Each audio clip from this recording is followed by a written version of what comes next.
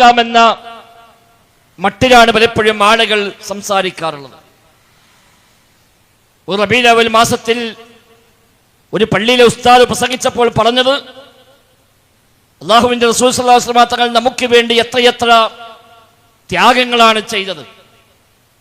അതുകൊണ്ട് ആ നബി തങ്ങളെ കൊല്ലത്തിൽ ഒരിക്കലെങ്കിലും നമ്മൾ ഓർക്കണ്ടേ എന്ന ഉസ്താദ് പ്രസംഗിക്കുന്നത്. ഒരിക്കലല്ല, ഒരിക്കൽ പോലും ആ നബി തങ്ങളെ ഓർക്കാത്ത ഒരു നിമിഷം ഉണ്ടായിക്കൂടാ എന്നാണ്.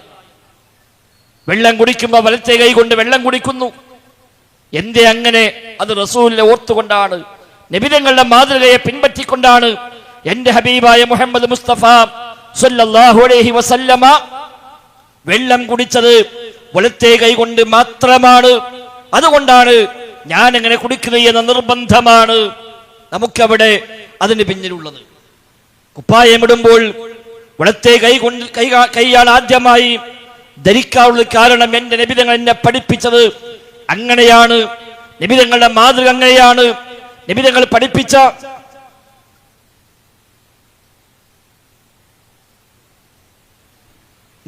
പഠിപ്പിച്ച മാതൃക അങ്ങനെയാണ് എന്നാണ് നാം അതിലൂടെ മനസ്സിലാക്കുന്നത്. എല്ലാ രംഗത്തും അങ്ങനെയാണ്. നിൽക്കുമ്പോഴും നടക്കുമ്പോഴും ഇരിക്കുമ്പോഴും എന്തെന്ന് പറയുമ്പോഴും അവിടെയൊക്കെ എന്റെ ഹബീബിന്റെ മാതൃക എന്താ, എന്റെ നബി തങ്ങൾ എന്നെ പഠിപ്പിച്ചത് എങ്ങനെയാ, അത് ഓർത്തും ആലോചിച്ചും പഠിച്ചും പിൻപറ്റിയുമാണ് ഒരു വിശ്വാസി മുന്നോട്ട് പോകുന്നത്. ഒരു കൊല്ലത്തിൽ ഒരിക്കലല്ല, കൊല്ലത്തിൽ ഒരിക്കൽ പോലും ആ നബി തങ്ങളെ ഓർക്കാത്ത സമയമില്ല എന്നർത്ഥം. രാവിലെ എഴുന്നേറ്റ് വരുമ്പോൾ പോലും ഉറക്കത്തിൽ നിന്ന് എഴുന്നേറ്റ് കണ്ണു തുറന്നാൽ ആദ്യം ചെയ്യുന്ന പണി എന്താ? ഒന്നാമത്തെ പണി അൽഹംദുലില്ലാഹ് അല്ലദീ അഹ്യാനാ ബഅദമാ അമാതനാ വഇലൈഹിൻ നുശൂർ. ഇത് ചൊല്ലിയിട്ടല്ലേ രാവിലെ എഴുന്നേൽക്കുന്നത്. മണിക്കൂറുകൾ ഉറങ്ങിക്കിടന്നിട്ട് പിന്നെ ഉറക്കം തെളിഞ്ഞ് എഴുന്നേറ്റ് വരുമ്പോൾ ആദ്യമായി ഇത് ചെല്ലുന്നു. എന്തുകൊണ്ട്? എന്റെ ഹബീബായ മുഹമ്മദ് മുസ്തഫ സല്ലല്ലാഹു അലൈഹി വസല്ലമ അങ്ങനെയാണ് ചെയ്തത്, അങ്ങനെയാണ് ചെയ്യാൻ പഠിപ്പിച്ചത്. ഇതല്ലേ യഥാർത്ഥത്തിൽ നബിയെ സ്നേഹിക്കല്? ഏതു നിമിഷത്തിലാണ് ആ നബിതങ്ങളെ സ്മരണ ഇല്ലാതെ, ആ നബിതങ്ങളെ ഓർമ്മയില്ലാതെ, ആ നബിതങ്ങളുടെ പാതയെ പിൻപറ്റാതെ ഒരു വിശ്വാസിക്ക് മുന്നോട്ട് പോകാനുള്ളത്? ഭക്ഷണം കഴിക്കാൻ ഇരിക്കുമ്പോഴും ഇരുന്നേ കഴിക്കൂ, വലത്തെ കൈ കൊണ്ടേ കഴിക്കൂ, സാവകാശമേ കഴിക്കൂ, ബിസ്മി ചൊല്ലിയിട്ടേ ആരംഭിക്കൂ. അതേപോലെ അവസാനം അൽഹംദുലില്ലാഹ് എന്ന് റബ്ബിനെ സ്തുതിക്കാറുണ്ട്. കൈയിന്റെ വിരലുകൾ പോലും കൃത്യമായി നക്കി തുടച്ചിട്ടാണ് എഴുന്നേൽക്കാറുള്ളത്. താഴെ വീണ വറ്റ് പോലും എടുത്ത് കഴിക്കാറുണ്ട്. പാത്രം വൃത്തിയായി തുടച്ച് കഴിക്കാറുണ്ട്. എന്തേ കാരണം? ഇതൊക്കെ എന്റെ ഹബീബായ മുഹമ്മദ് മുസ്തഫ സ്വല്ലല്ലാഹു അലൈഹി വസല്ലം തങ്ങൾ പഠിപ്പിച്ച മാതൃകയാണ്. ഇങ്ങനൊരു നബി സ്നേഹം നമ്മുടെ നാട്ടിൽ പരിചയപ്പെടുത്തുന്നില്ല. ഇങ്ങനെ നബിയെ സ്നേഹിക്കാൻ, ജീവിതത്തിലെ ഓരോ രംഗത്തും ഇങ്ങനെ സ്നേഹിക്കാൻ നമ്മുടെ നാട്ടിൽ പഠിപ്പിക്കുന്നില്ല. അതിന് തകരാറാണ് പലപ്പോഴും ഉള്ളത്. അതിനു പകരം കൊല്ലത്തൊരിക്കൽ ഒരു റബീഉൽ അവ്വൽ മാസം വന്നാൽ അന്നൊന്ന് നാടൊന്നാകെ അലങ്കരിച്ച് കുറച്ച് പാട്ടൊക്കെ പാടി മാലയും മൗലീദും നാത്തിയവും കുത്തുബിയത്തും ഒക്കെ പേരിട്ടുകൊണ്ട് ഓരോരുത്തരും ഉണ്ടാക്കിയ ഇസ്ലാമിനെ പൊളിക്കാൻ വേണ്ടി ഷിയാക്കൾ കെട്ടിയുണ്ടാക്കിയ പാട്ടുകൾ പാടി അന്ന് വലിയ വിഭവസമൃദ്ധമായ ഭക്ഷണം കഴിച്ച് അതിനെ കൂടെ കൂടിയാൽ സ്നേഹം പൂർത്തിയായി എന്നാണ് ആളുകളെ ധാരണ. സമൂഹമേ, ഇതല്ല നബി തങ്ങളെ സ്നേഹിക്കൽ, ഇതല്ല പ്രവാചക സ്നേഹം. നമ്മുടെ നാട്ടിൽ ഇന്ന് അങ്ങനെയാണ്. ദഫായും സ്കൗട്ടായും പാട്ടായും ഇങ്ങനെ വ്യത്യസ്തമായ പേരുകളിൽ ഈ ഒരു മാസം വരുമ്പോഴേക്ക് തുടങ്ങി അതിനുള്ള ഒരുക്കങ്ങൾ. ആ ഒരുക്കങ്ങളിൽ പോലും നിസ്കാരം പോലും പാഴായി പോകുന്നു. അന്നും പല ഹറാമുകളും കടന്നു വരുന്നു. ആണും പെണ്ണും ഇടകലരുന്നു. അതേപോലെ ഹറാമായ പല കാര്യങ്ങളും അതിന്റെ ഭാഗമായി നടക്കുന്നു. എന്താ? നബിയെ സ്നേഹിക്കാനാണ് എന്നാണ് വെപ്പ്. സഹോദരങ്ങളെ, ഇത് നബിതങ്ങളെ അപമാനിക്കലാണ്, നബിതങ്ങളെ നിന്ദിക്കലാണ് എന്ന് നമ്മൾ തിരിച്ചറിയേണ്ടതുണ്ട്. ഇനി മാത്രമല്ല, നമ്മുടെ നാടുകളിൽ റബീഉൽ അവ്വൽ മാസം വന്നാൽ കാര്യമായി ചെയ്യുന്ന പണി മൗലീദ് പാരായണമാണ്. വ്യത്യസ്തമായ മൗലീദുകൾ നമ്മുടെ നാട്ടിലുണ്ട്. വ്യത്യസ്തമായ മൗലീദുകൾ. മൗലീദ് കിതാബെടുത്താൽ ചെറുതും വലുതുമായി പല തലത്തിലുള്ള മൗലിദ് കിതാബുകൾ ലഭ്യമാണ്. 334 വക മുതൽ 5101 വക വരെയുള്ള മൗലിദ് കിതാബുകൾ കാണാൻ നമുക്കിന്ന് മാർക്കറ്റുകളിൽ. ഓരോരുത്തർ ഓരോന്ന് ഉണ്ടാക്കി വിടുകയാണ്, അല്ലാതൊന്നുമല്ല. ഓരോരുത്തർ ഉണ്ടാക്കുന്നു, മദ്ഹ് എന്ന പേരും പറഞ്ഞ് ഓരോരുത്തർ ഉണ്ടാക്കുന്നു. നബി തങ്ങളെ മദ്ഹ് പറയാൻ തെറ്റാണോ? തെറ്റല്ല. പറയാതിരിക്കാൻ കഴിയില്ല ഒരു വിശ്വാസിക്ക്. നബി തങ്ങളുടെ മദ്ഹ് പറയാതിരിക്കാൻ, നബി തങ്ങളെ മേന്മ പറയാതിരിക്കാൻ, നബി തങ്ങളെ മഹത്വം പറയാതിരിക്കാൻ ഒരു വിശ്വാസിക്ക് എങ്ങനെയാ സാധിക്കുക? ഹബീബായ നബിയെ കുറിച്ച് പറയാൻ 100 നാവാണ് ഒരു വിശ്വാസിക്ക്. എവിടെയും പോയി അത് പ്രഖ്യാപിക്കാൻ. ഏതു വലിയ ധിക്കാരിയോടും ഏതു വലിയ എതിരാളിയോടും എന്റെ ഹബീബിന്റെ മഹത്വങ്ങളെ എടുത്തു പറയാൻ വല്ലാത്ത ആവേശമല്ലേ നമുക്ക്? കാരണം ആ നബി തങ്ങളുടെ ജീവിതത്തിൽ മദ്ഹല്ലാത്ത മറ്റൊന്നുമില്ല. ആളുകളോട് പറയാൻ പറ്റാത്ത, ആളുകൾ അറിയാൻ പറ്റാത്ത ഒന്നുമില്ല. നബി തങ്ങളുടെ ജീവിതം മുഴുവനും സുതാര്യമാണ്. രഹസ്യ ജീവിതവും പരസ്യ ജീവിതവും എല്ലാം സുതാര്യമാണ്. നബി തങ്ങളുടെ ഏതെങ്കിലും ഒരു ഇടപാട്, നബി തങ്ങളുടെ ഒരു കച്ചവടം, നബി തങ്ങളുടെ എന്തെങ്കിലും നിലയ്ക്കുള്ള ഒരു പെരുമാറ്റം അത് മോശമായി പോയി എന്ന് പറയാൻ എന്തെങ്കിലും ഒന്നുണ്ടോ? ഒരിക്കലും ഇല്ലല്ലോ. ഒരു വാക്കെങ്കിലും ഇല്ല. ഇങ്ങോട്ട് മോശമായി പെരുമാറിയവരോടും അങ്ങോട്ട് മാന്യമായി പെരുമാറിയ ചരിത്രമല്ലേ ഹബീബായ മുഹമ്മദ് മുസ്തഫ സ്വല്ലല്ലാഹു അലൈഹി വസല്ലം തങ്ങളുടെ ചരിത്രം. പരുഷമായി പെരുമാറിയവർ, മുണ്ട് മുറുക്കി നബി തങ്ങളെ കഴുത്തിൽ വേദനിപ്പിച്ച ചരിത്രം നമുക്കറിയാം. അവിടെ പോലും മാന്യമായാണ് പെരുമാറിയത്.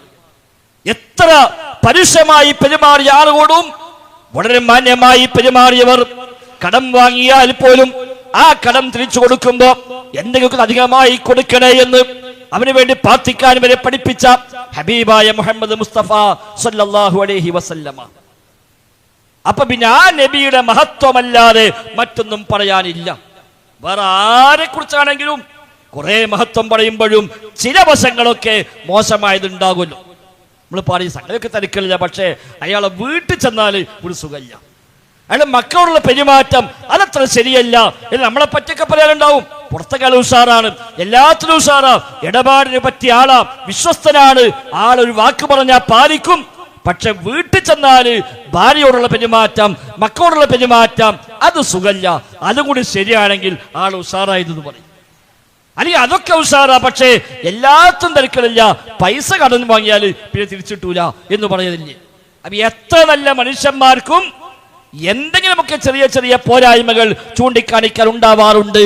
ഹബീബായ മുഹമ്മദ് മുസ്തഫ സ്വല്ലല്ലാഹു അലൈഹി വസല്ലം തങ്ങളുടെ ജീവിതത്തിൽ എവിടെങ്കിലും ഒന്ന്, എന്തെങ്കിലും ഒന്ന് എതിരാളികൾ പോലും പറഞ്ഞിട്ടില്ല, ശത്രുക്കൾ പോലും പറഞ്ഞിട്ടില്ല.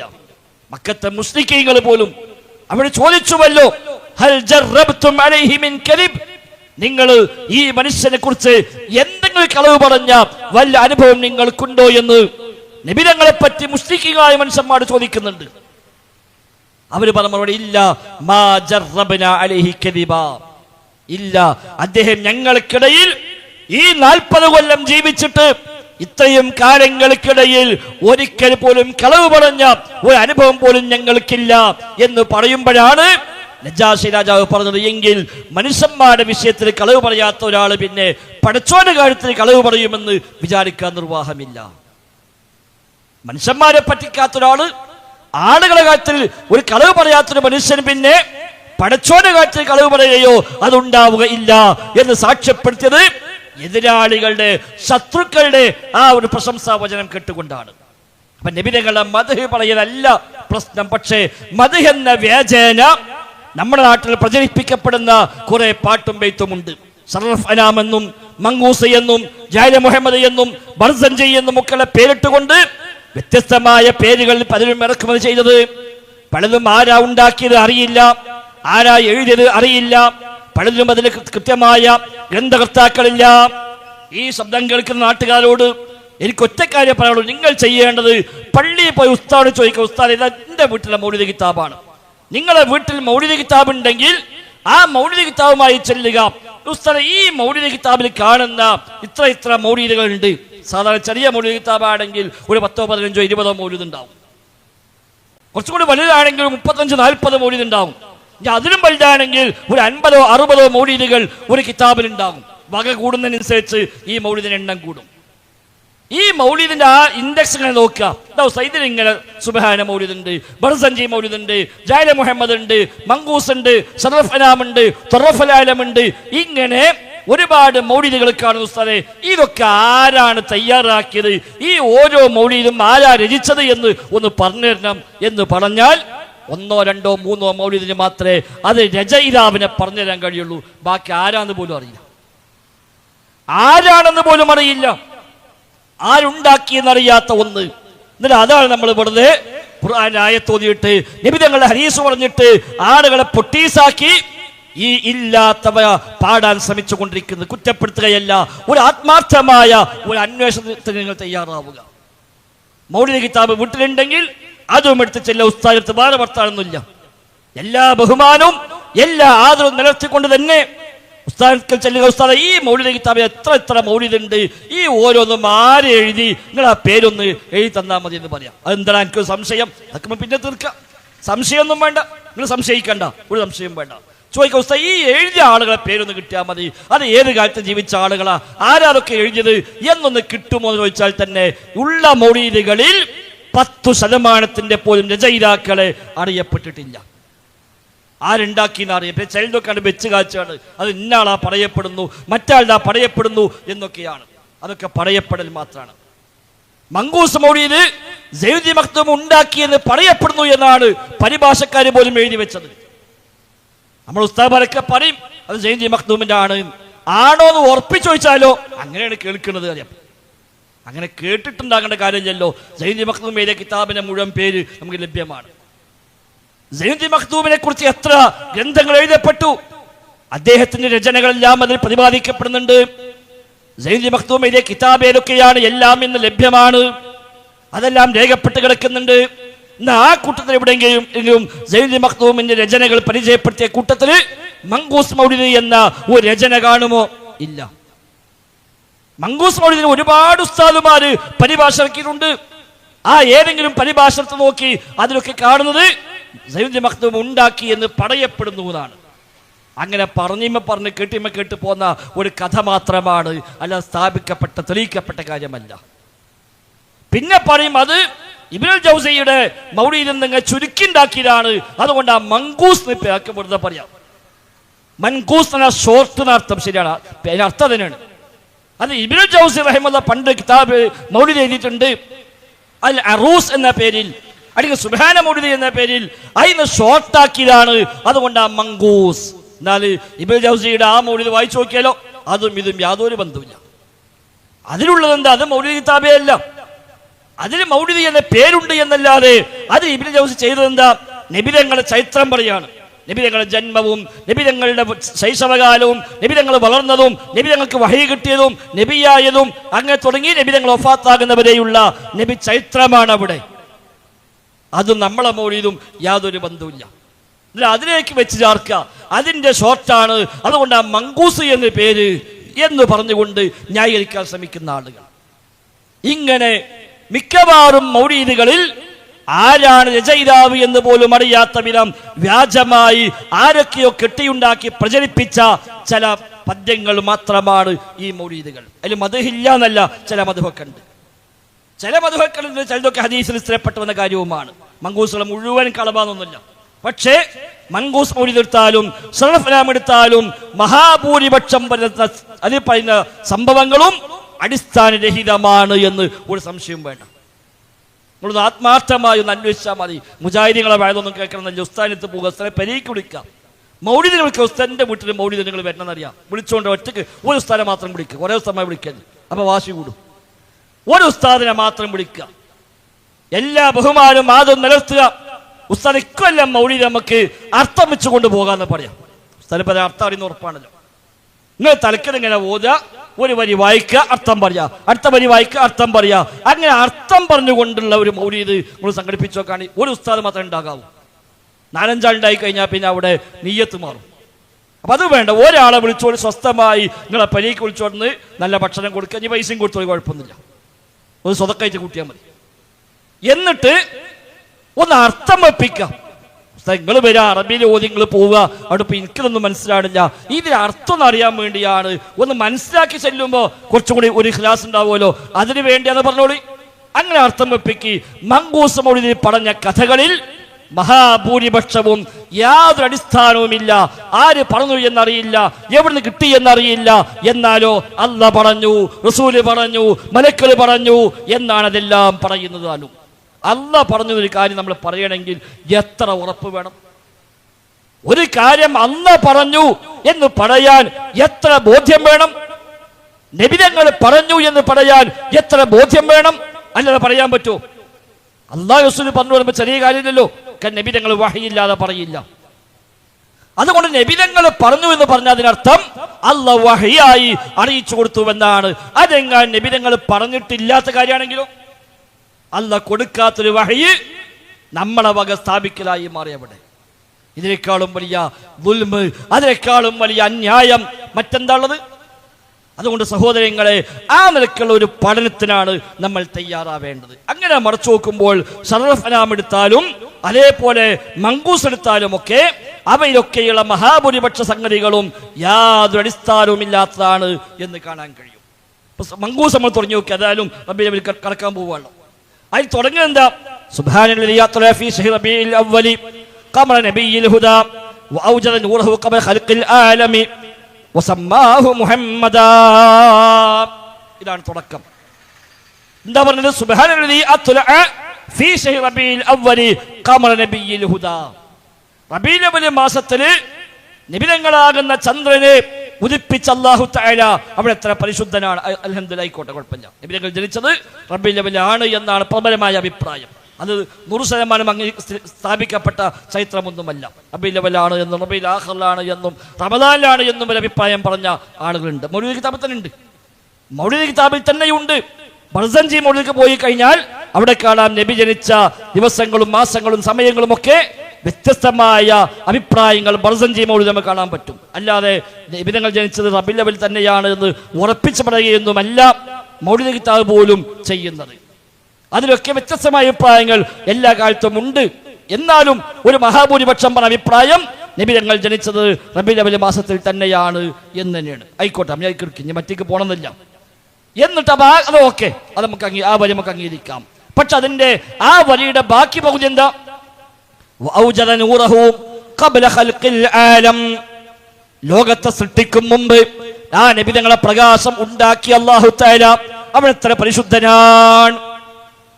ലോകം പടക്കും മുമ്പ് പ്രകാശത്തെ ഉണ്ടാക്കിയതാണ്. അങ്ങനെ ഉണ്ടാക്കി എന്ന് അല്ലാഹ് പറഞ്ഞാൽ, റസൂല് പറഞ്ഞാൽ സമിഅനാ വ അത്വഅനാ, പിന്നെ വർത്താനല്ല.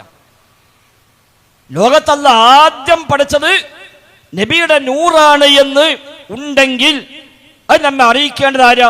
ഒന്ന് പടച്ച റബ്ബാണ്, അല്ലെങ്കിൽ അല്ലാഹുവിന്റെ റസൂലാണ് സ്വല്ലല്ലാഹു അലൈഹി വസല്ലം. പക്ഷെ അല്ലാഹു റസൂലോ പറഞ്ഞിട്ടില്ല നബി പ്രകാശമാണ് ആദ്യമായി പടക്കപ്പെട്ടത് എന്ന്. പറഞ്ഞുവെന്ന് പറയുന്ന ചില ഹദീസുകൾ ഉണ്ട്. പക്ഷെ സ്ഥിരപ്പെട്ട ഹദീസല്ല, സ്വഹീഹായ ഹദീസല്ല. ഹദീസ് പണ്ഡിതന്മാർ നബിതങ്ങളിലേക്ക് ചേർത്ത് സ്ഥാപിച്ച ഹദീസല്ല, ദുർബലമാണ്, ദഈഫാണ് എന്ന് പണ്ഡിതന്മാർ പൊതുവെ പറഞ്ഞു വെച്ച ഒരു റിപ്പോർട്ടിലാണ് ഉള്ളത് ആദ്യമായി പഠിച്ച നൂറാണ് എന്നുള്ളത്.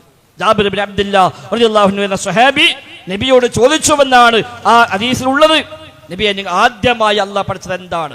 അപ്പൊ നബി ഞങ്ങൾ പറഞ്ഞു അത്രേ, ഇന്ന അവ്വല മാ ഖലഖല്ലാഹു തആല നൂറ നബിയിക യാ ജാബിർ. അല്ലയോ ജാബിർ, നിന്റെ നബിയുടെ പ്രകാശമാണ് അല്ലാഹു തആല ആദ്യമായി സൃഷ്ടിച്ചത് എന്ന് നബി ഞങ്ങൾ പറഞ്ഞു എന്ന് അതിലുള്ളത്. അതാവട്ടെ സ്ഥിരപ്പെട്ട ഹദീസല്ല. നബി ഞങ്ങൾ പറഞ്ഞുവെന്ന് മുസ്ലിം ലോകം അംഗീകരിച്ച ഹദീസല്ല. അത് പിൽക്കാലത്ത് വ്യാജമായി ഉണ്ടാക്കിയതാണ് എന്ന് പോലും വിമർശിക്കപ്പെട്ട ഹദീസാണ്. അതുകൊണ്ട് തന്നെ അതിലാണ് ആകെ വന്നത് ഈ കഥ. പക്ഷെ നമ്മളോ മങ്കൂസ് എടുത്താല് ആദ്യം ഓതുന്ന വരിയിലാണ് ഇത് പറയുന്നത്. ഒന്നാമത്തെ വരി തന്നെ റബീഉൽ അവ്വൽ മാസം ഉസ്താദ്മാര് വന്ന് അൽഫാത്തിയെ വിളിച്ച് മങ്കൂസ് മറച്ചു വെച്ച് ഓതുന്ന ഒന്നാമത്തെ വരിയിൽ പറഞ്ഞ സ്ഥിരപ്പെടാത്ത കാര്യമാണ് വഔജദ നൂറഹു ഖബല ഖൽഖിൽ ആലം. ലോകത്തെ പടക്കും മുമ്പ് ആ പ്രകാശത്തെ അല്ലാഹു തആല ഉണ്ടാക്കി. എന്നിട്ടോ പിന്നെ പറയാ വസമ്മാഹു മുഹമ്മദാ. ആ പ്രകാശത്തിന് അല്ലാഹു മുഹമ്മദ് എന്ന് പേരിട്ടു. അല്ലാഹ് പേരിട്ടു ആ പ്രകാശത്തിന് മുഹമ്മദ് എന്ന് പേരിട്ടിരിക്കുന്നു എന്നാണ് പിന്നെ പറഞ്ഞത്. വഅഖ്റജഹു ഫി ആഖിരിൽ സമാനി കമാ ഖദ്ദറ വഅബ്ദാ. അത് ശരിയാണ്. അല്ലാഹു തആല കണക്കാക്കിയത് പ്രകാരം ആഖിറുൽ സമാനിലാണ് ആ നബി അല്ലാഹു തആല പുറത്തേക്ക് കൊണ്ടുവന്നത്. ഓക്കെ, അത് അംഗീകരിക്കാം. നബി ഞങ്ങൾ അവസാനത്തെ നബിയാണ്, ആഖിറുൽ സമാനിലാണ് വന്നത്, അത് ശരിയാണ്. പിന്നെ നബിയുടെ മഹത്വം, നബിയുടെ സൗന്ദര്യം പറയുന്നു. നബി തങ്ങൾക്ക് വല്ലാത്ത സൗന്ദര്യമായിരുന്നു, ശരിയാണ്, സത്യമാണ്, വല്ലാത്ത സൗന്ദര്യമായിരുന്നു നബി തങ്ങൾക്ക്. സ്വഹാബിമാർ പറയുന്നുണ്ട്, നബിയേക്കാൾ സുന്ദരനായ ഒരാളെയും ഞങ്ങൾ കണ്ടിട്ടില്ല, നബിയുടെ കയ്യിനേക്കാൾ സോഫ്റ്റ് ആയ ഒരു കൈ ഞാൻ സ്പർശിച്ചിട്ടില്ല എന്നൊക്കെ സ്വഹാബിമാർ പറഞ്ഞത് ഹദീസിൽ സ്ഥിരപ്പെട്ടു വന്ന കാര്യമാണ്. മാത്രമല്ല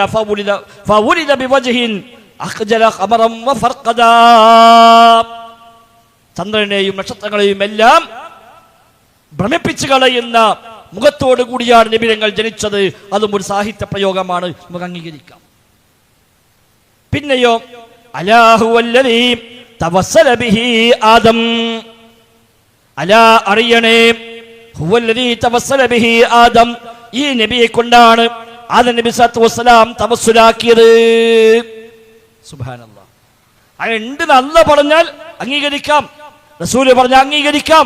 പക്ഷെ അല്ലാഹു തആല പറഞ്ഞിട്ടില്ല, റസൂലുള്ളാഹി സ്വല്ലല്ലാഹു അലൈഹി വസല്ലം തങ്ങൾ പറഞ്ഞിട്ടില്ല. നബി പറഞ്ഞ ഹദീസിൽ വേണം, അല്ലാഹ് പറഞ്ഞ ഖുർആനിൽ വേണം, അത് രണ്ടുമില്ല. അപ്പൊ ഇത് വ്യാജമാണ്. പിന്നെ എവിടുന്നത് ഉണ്ടായത്? ഇത് ഷിയാക്കൾ ഉണ്ടാക്കിയതാണ്. ഷിയാക്കൾ പറയുന്നു, ആദം നബി സല്ലല്ലാഹു അലൈഹി വസല്ലം സ്വർഗ്ഗത്തിൽ നിന്ന് പുറത്താക്കപ്പെടുന്ന സാഹചര്യം ഉണ്ടായപ്പോൾ തവസ്സല ബി ഖംസിൻ, ആദം നബി സല്ലല്ലാഹു അലൈഹി വസല്ലം 5 പേരെ കൊണ്ട് തവസ്സുലാക്കി, 5 ആളെ കൊണ്ട് തവസ്സുലാക്കി. ആരാ 5 ആള്? 1 മുഹമ്മദ് മുസ്തഫ സല്ലല്ലാഹു അലൈഹി വസല്ലം, 2 ഫാത്തിമ, 3 അലി, 4 ഹസൻ, 5 ഹുസൈൻ. ഈ 5 പേരെ കൊണ്ടാണ് ആദം നബി സല്ലല്ലാഹു അലൈഹി വസല്ലം തവസ്സുലാക്കിയത് എന്ന് ഷിയാക്കൾ അന്നും ഇന്നും വിശ്വസിക്കുന്നു. മൗലിദ് കിതാബിലും കാണാം ആശയം. ഷിയാക്കൾ വ്യാപകമായി പാടുന്ന ആശയമാണത്.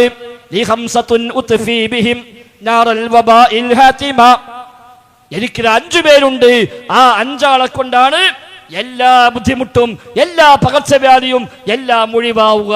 വബാഇന്റെ പ്ലാഗിന്റെ ആ തീ പോലും തണുപ്പിക്കാൻ ഈ 5 പേര് മദീനാണ്. 1 അൽ മുസ്തഫ വൽ മുർത്തള വബ്നാഹുമാ ഫാത്തിമ. ആരാ 5 പേര്? അൽ മുസ്തഫ, 1 മുസ്തഫായ നബിയാണ്, വൽ മുർത്തള, മുർത്തളായ അലിയുമാണ്, വബ്നാഹുമാ, അവരുടെ 2 മക്കളുമാണ്, ഫാത്തിമ, ഫാത്തിമയുമാണ്.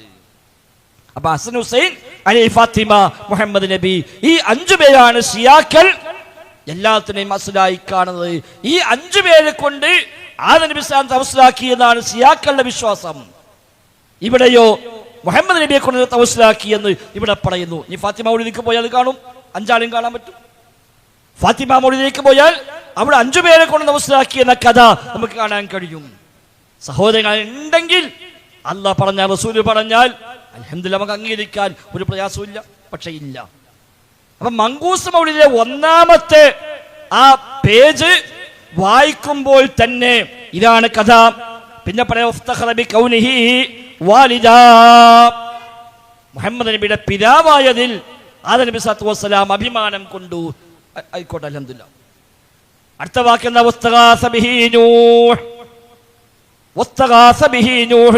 നൂഹ് നബി സല്ലല്ലാഹു അലൈഹി വസല്ലം ഈ നബിയോട് ഇസ്തിഗാസ ചെയ്തു.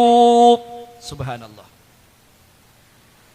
നൂഹ് നബി മുഹമ്മദ് നബിയോട് ഇസ്തിഗാസ ചെയ്തു. ഫനജാ മിനർ റദാ. അങ്ങനെയാണ് ആ വലിയ ആ ഒരു നാശത്തിൽ നിന്ന് നൂഹ് നബി സല്ലല്ലാഹു അലൈഹി വസല്ലം രക്ഷപ്പെട്ടത്. ഏത്?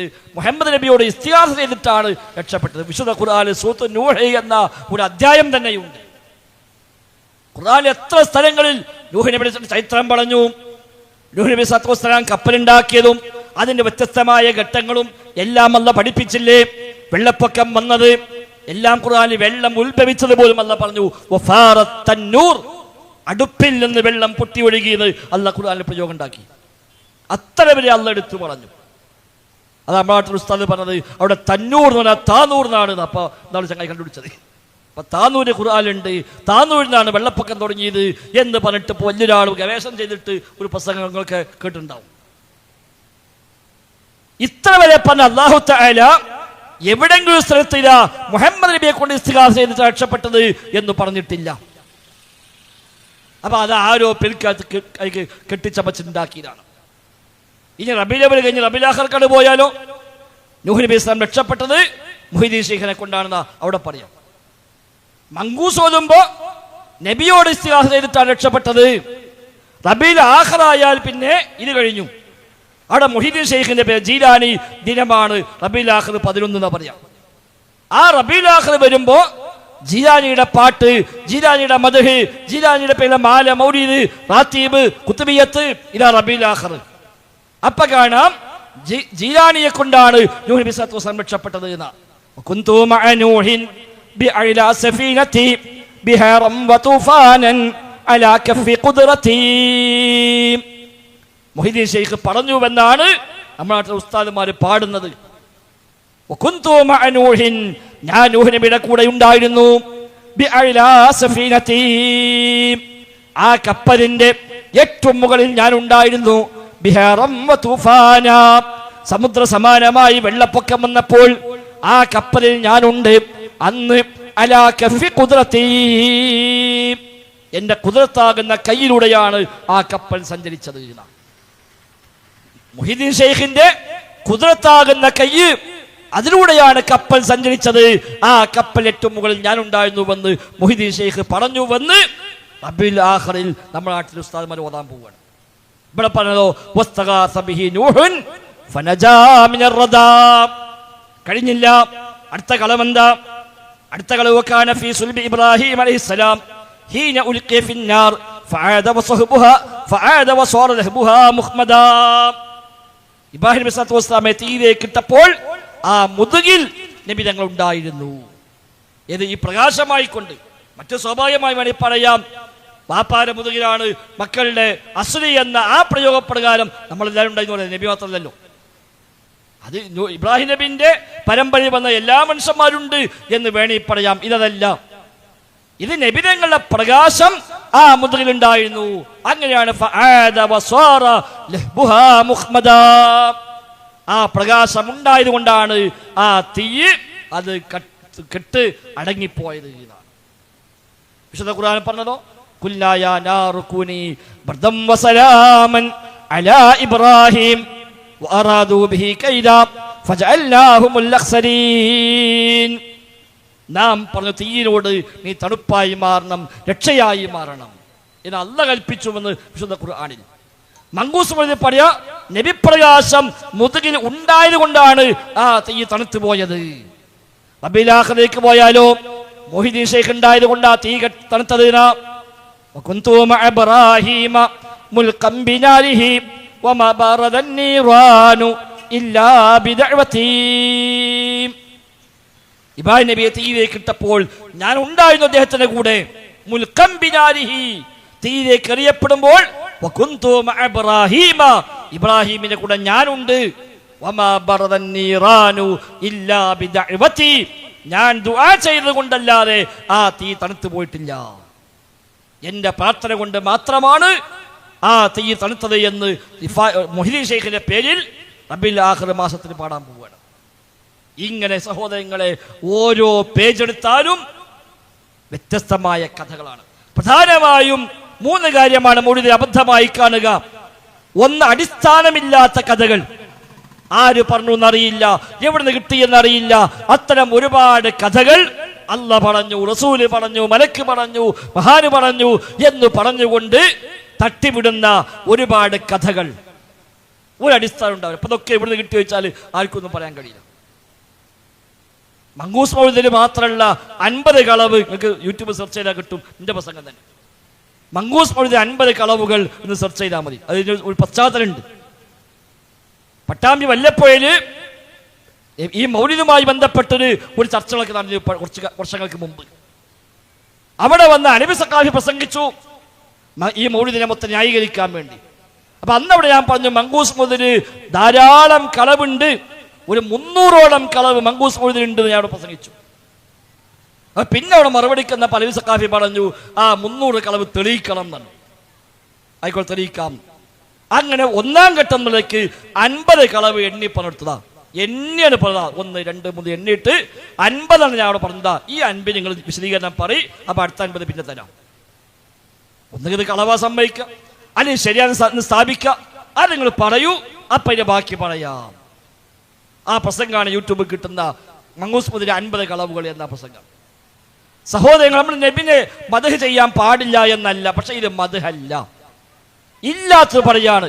ഉള്ളത് എമ്പാടും പറയാണ്ടാകുമ്പോ എന്തിനാ ഇല്ലാത്ത പറയണത്? നബിതങ്ങളെ പറ്റി ഉള്ളത് പറഞ്ഞാൽ തന്നെ ഒരു മനുഷ്യന്റെ ആയുസ് മുഴുവൻ ഇത് പറഞ്ഞാലും തീരാത്തത്ര മദ്ഹുകളാണ് ഹബീബായ മുഹമ്മദ് മുസ്തഫ സ്വല്ലല്ലാഹു അലൈഹി വസല്ലം തങ്ങൾക്കുള്ളത്. എന്നിരിക്കെ പിന്നെ എവിടുന്ന് കിട്ടുന്നറിയാത്ത, ആര് പറഞ്ഞതറിയാത്ത കള്ള കഥകൾ, അടിസ്ഥാനമില്ലാത്ത കഥകൾ ആ നബിതങ്ങളുടെ പേരിൽ പറഞ്ഞാൽ അത് മദ്ഹാണോ, നബിതങ്ങളെ പ്രശംസിക്കലാണോ? അങ്ങനെ ഓരോ അമ്പിയാക്കളെയും കൂടെ നബിതങ്ങൾ ഉണ്ടായത് കൊണ്ടാണ് രക്ഷപ്പെട്ടു പോയത് എന്നാണ് ഈ മൗലിദെല്ലാം പറയുന്നത്. ഇനി ആ പ്രകാശത്തിന്റെ കഥയോ, ഈ പ്രകാശവുമായി ബന്ധപ്പെട്ട് തന്നെ വ്യത്യസ്തമായ കഥകളാണുള്ളത്. നമ്മളിപ്പോ വായിച്ചത് എന്താ ഉള്ളത്? അവിടെ പറഞ്ഞു, ലോകം പടക്കും മുമ്പ് ആലം പടക്കും മുമ്പ് ഈ പ്രകാശം ഉണ്ടാക്കിയതാണ്. ആലം എന്താ? ആലം ഈ പ്രകാശമടക്കം ആലമാണ്. അതാ വൈരുദ്ധ്യം. ഈ പ്രകാശം അടക്കം ഉൾക്കൊള്ളുന്നതിനാണ് ആലം എന്ന് പറയാ. പ്രകാശമുണ്ടെങ്കിൽ ആലം എന്ന വാക്കിന് നിങ്ങൾ ഏത് ഉസ്താദിൽ പോയി ചോദിച്ചാൽ മതി, ഉസ്താദ് എന്താ ആലം? എല്ലാ ഉസ്താദും പറയും മാസിബൽ ബാരി സുബ്ഹാന, പടച്ച റബ്ബല്ലാത്ത ബാക്കിയെല്ലാം. അതിന് ആലം എന്ന് അറബി പറയാം. അൽഹംദുലില്ലാഹി റബ്ബിൽ ആലമീൻ എന്ന് പറഞ്ഞ ആലം എന്ന വാക്കിനർത്ഥം പടച്ചോനല്ലാത്ത ബാക്കിയെല്ലാം. അതിൽ ആകാശവും ഭൂമിയും സൂര്യനും ചന്ദ്രനും സ്വർഗവും നരകവും ലൗഹും കലമും അടക്കമുള്ള എല്ലാം മാസിബൽ ബാരി സുബ്ഹാന, അല്ലാഹു സുബ്ഹാനഹു വ തആല അല്ലാത്ത ബാക്കിയെല്ലാം, അതിനാണ് ആലം എന്ന് പറയുക. അപ്പൊ ഇവിടെ പറഞ്ഞെന്താണ്? വഔജദ നൂറഹു, ആ പ്രകാശത്തെ അല്ലാഹു തആല ഉണ്ടാക്കി. ഖബ്ല ഖൽഖിൽ ആലം, ലോകത്തെ സൃഷ്ടിക്കും മുമ്പ് ഈ പ്രകാശം ഉണ്ടാക്കിയതാണ്. അപ്പൊ ഈ ആലമില് ഈ പ്രകാശം പെടുവല്ലേ, അത് മറ്റൊരു വിഷയമാണ്. ആലമിനെ പടക്കും മുമ്പ് എന്ന് പറഞ്ഞാൽ ഇത് ആലമല്ല എന്നർത്ഥം. ഇനി വേണേ ന്യായീകരിക്ക് ആയിക്കോട്ടെ, ആലമിൽ ആദ്യമായി ഉണ്ടായത് ഇതാണ് എന്ന അർത്ഥത്തിലാണ് എന്ന് വേണേൽ പറയാം, ആയിക്കോട്ടെ. അത് കഴിഞ്ഞ് ഇതേ പേജ് കഴിഞ്ഞ് അടുത്ത പേജ് കടന്നാൽ അവിടെ കാണാം വറുവിയ അനിൻ നബി സല്ലല്ലാഹു അലൈഹി വസല്ലം അന്നഹു ഖാൽ, നബി സല്ലല്ലാഹു അലൈഹി വസല്ലം പറഞ്ഞുവെന്ന് റിപ്പോർട്ട് ചെയ്യപ്പെട്ടിരിക്കുന്നു. കണ്ട, നബിന്റെ പേരിലാണ്. നബി പറഞ്ഞു എന്ന് റിപ്പോർട്ട് ചെയ്യപ്പെട്ടിരിക്കുന്നു. എന്താണ്? കുന്തു നൂറൻ ബൈന യദയില്ല, ഞാൻ അല്ലാഹുവിന്റെ പക്കൽ ഒരു പ്രകാശമായിരുന്നു. ഖബ്ല യഖ്ലുഖ ആദമ ബിഅൽഫൈ ആമിൻ, ആദം നബിയെ സൃഷ്ടിക്കുന്നതിന്റെ 2000 കൊല്ലം മുമ്പ് അല്ലാഹുവിന്റെ മുമ്പിൽ ഞാനൊരു പ്രകാശമായിരുന്നു. യുസബ്ബിഹുല്ലാഹു തആല ദാലിക നൂർ വതുസബ്ബിഹുൽ മലായികതു ബിതസ്ബീഹിഹി, അന്ന് ആ പ്രകാശം അങ്ങനെ തസ്ബീഹ് ചൊല്ലിക്കൊണ്ടേയിരുന്നു. ആ തസ്ബീഹിന്റെ കൂടെ മലക്കുകളും തസ്ബീഹ് ചെയ്യുമായിരുന്നു എന്ന് നബി തങ്ങൾ പറഞ്ഞിരിക്കുന്നു. നഊദു ബില്ലാഹ്. നബി എവിടെയാ പറഞ്ഞത്? നബി തങ്ങൾ പറഞ്ഞാൽ അത് എവിടെ ഉള്ളത്? അത് രേഖപ്പെട്ട് കിടക്കൂലേ? അത് എവിടെ ഉണ്ട്? ബുഖാരിയിലുണ്ടോ, മുസ്ലിമിലുണ്ടോ, തിർമിദിയിലുണ്ടോ, അബൂദാവൂദിലുണ്ടോ, നസായിലുണ്ടോ, ഇബ്നു മാജയിലുണ്ടോ? ഏത് ഹദീസിന്റെ കിതാബിലാ ഉള്ളത്? ആരാ നബീന്ന് കേട്ടത്? ഏത് സ്വഹാബിയാ പിന്നെ അത് പറഞ്ഞു തന്നത്? ആ സ്വഹാബി ഏത് താബിഈയോടാ പറഞ്ഞത്? നബി തങ്ങൾ പറഞ്ഞുവെന്ന് പറഞ്ഞാൽ അത് കൃത്യമായ സനദുണ്ടാകും, അല്ലാതെ ഉണ്ടാവില്ല. അല്ലാഹ് ഏറ്റതാണ് സംരക്ഷിക്കുന്നത്. അല്ലാഹുവിന്റെ ദീന് അല്ലാഹ് സംരക്ഷിക്കും, അല്ലാഹ് ഏറ്റതാണ്. ആ സംരക്ഷണത്തിന്റെ ഭാഗമാണ് ഹദീസുകൾ സംരക്ഷിക്കുക എന്നത്. എങ്കിൽ ഇവിടെ പറയുന്നു ഞാൻ അല്ലാഹുവിന്റെ മുമ്പിൽ പ്രകാശമായിരുന്നു എന്ന്. ആദം നബി സല്ലല്ലാഹു അലൈഹി വസല്ലം സൃഷ്ടിക്കപ്പെടുന്നതിന്റെ 2000 കൊല്ലം മുമ്പ്, ഖബ്ല അൻ യഖ്ലുഖൽ ആദം ബിഅൽഫൈ ആമിൻ, ആദം നബിയെ പടക്കുന്ന 2000 കൊല്ലം മുമ്പ്. നേരത്തെ പറഞ്ഞതോ വഔജദ നൂറഹു ഖബ്ല ഖൽഖിൽ ആലമി, ലോകത്തെ പടക്കുന്നതിന് മുമ്പ് എന്നാണ്. ഇപ്പോഴോ ആദം നബിയെ പടക്കുന്ന 2000 കൊല്ലം മുമ്പ്. അപ്പൊ അതിനു മുമ്പ് ആകാശം പഠിച്ചിട്ടില്ലേ? അതിനു മുമ്പ് നരക സ്വർഗമില്ലേ? എന്തെല്ലാം ഉണ്ട്. ആകാശഭൂമികളും നരക സ്വർഗങ്ങളും എല്ലാം സൃഷ്ടിച്ച് എത്രയോ 10,000 വർഷങ്ങൾ കഴിഞ്ഞിട്ടാണ് മനുഷ്യൻ സൃഷ്ടിക്കുന്നത്. ലൗഹ് പടച്ച് 50,000 കൊല്ലം കഴിഞ്ഞിട്ടാണ് അല്ലാഹ് ആകാശഭൂമി സൃഷ്ടിക്കുന്നത്. ലൗഹും കലമും ഒക്കെ സൃഷ്ടിക്കപ്പെട്ടിട്ട് നബി തങ്ങൾ പറഞ്ഞു ആകാശഭൂമി സൃഷ്ടിക്കുന്നതിന് 50,000 കൊല്ലം മുമ്പ് അല്ലാഹു തആല കലം പടച്ചു, പേന പടച്ചു. ഇത് എഴുതാൻ പറഞ്ഞു. അങ്ങനെ അല്ലാഹു തആല ഇനി ഇവിടെ സംഭവിപ്പിക്കാൻ ഉദ്ദേശിച്ച മുഴുവൻ കാര്യങ്ങളും രേഖപ്പെടുത്തി വെച്ചു എന്ന് നബി തങ്ങൾ പഠിപ്പിച്ച സ്വഹീഹ് ഹദീസാണ്. ഇവിടെ ആദം നബിയെ പടക്കുന്ന 2000 കൊല്ലം മുമ്പ് ഞാനൊരു പ്രകാശമായിരുന്നു എന്ന് നബി തങ്ങൾ പറഞ്ഞു. ആ പ്രകാശം തസ്ബീഹ് ചൊല്ലുമായിരുന്നു. അത് ആ തസ്ബീഹിന്റെ കൂടെ മലക്കുകളും ഏറ്റു ചൊല്ലുമായിരുന്നു. അങ്ങനെ ഫലമ്മാ ഖലഖല്ലാഹു തആല ആദം അലൈഹിസ്സലാം അൽഖാ ദാലിക നൂറ ഫീ തീനതിഹി. ആദം നബി അല്ലാഹു തആല സൃഷ്ടിച്ചപ്പോൾ ആ മണ്ണിൽ ഈ പ്രകാശം അല്ലാഹു നിക്ഷേപിച്ചു എന്ന് നബി പറഞ്ഞു. സുബ്ഹാനല്ലാഹ്. ആ മണ്ണിൽ ഈ പ്രകാശം കൂടി കൂട്ടിക്കുഴച്ചിട്ടാണ് ആദം നബിയെ പഠിച്ചത്. അങ്ങനെ അങ്ങനെ അല്ലാഹു ആദം നബി സല്ലല്ലാഹു അലൈഹി വസല്ലം സ്വർഗ്ഗത്തുനിന്ന് ഭൂമിയിലേക്ക് വന്നപ്പോൾ ഞാനും ആ ആദം നബിയുടെ കൂടെ ആദം നബിയുടെ മുതുകിലായിക്കൊണ്ട് അല്ലാഹു എന്നെയും ഈ ഭൂമിയിലേക്ക് കൊണ്ടുവന്നു.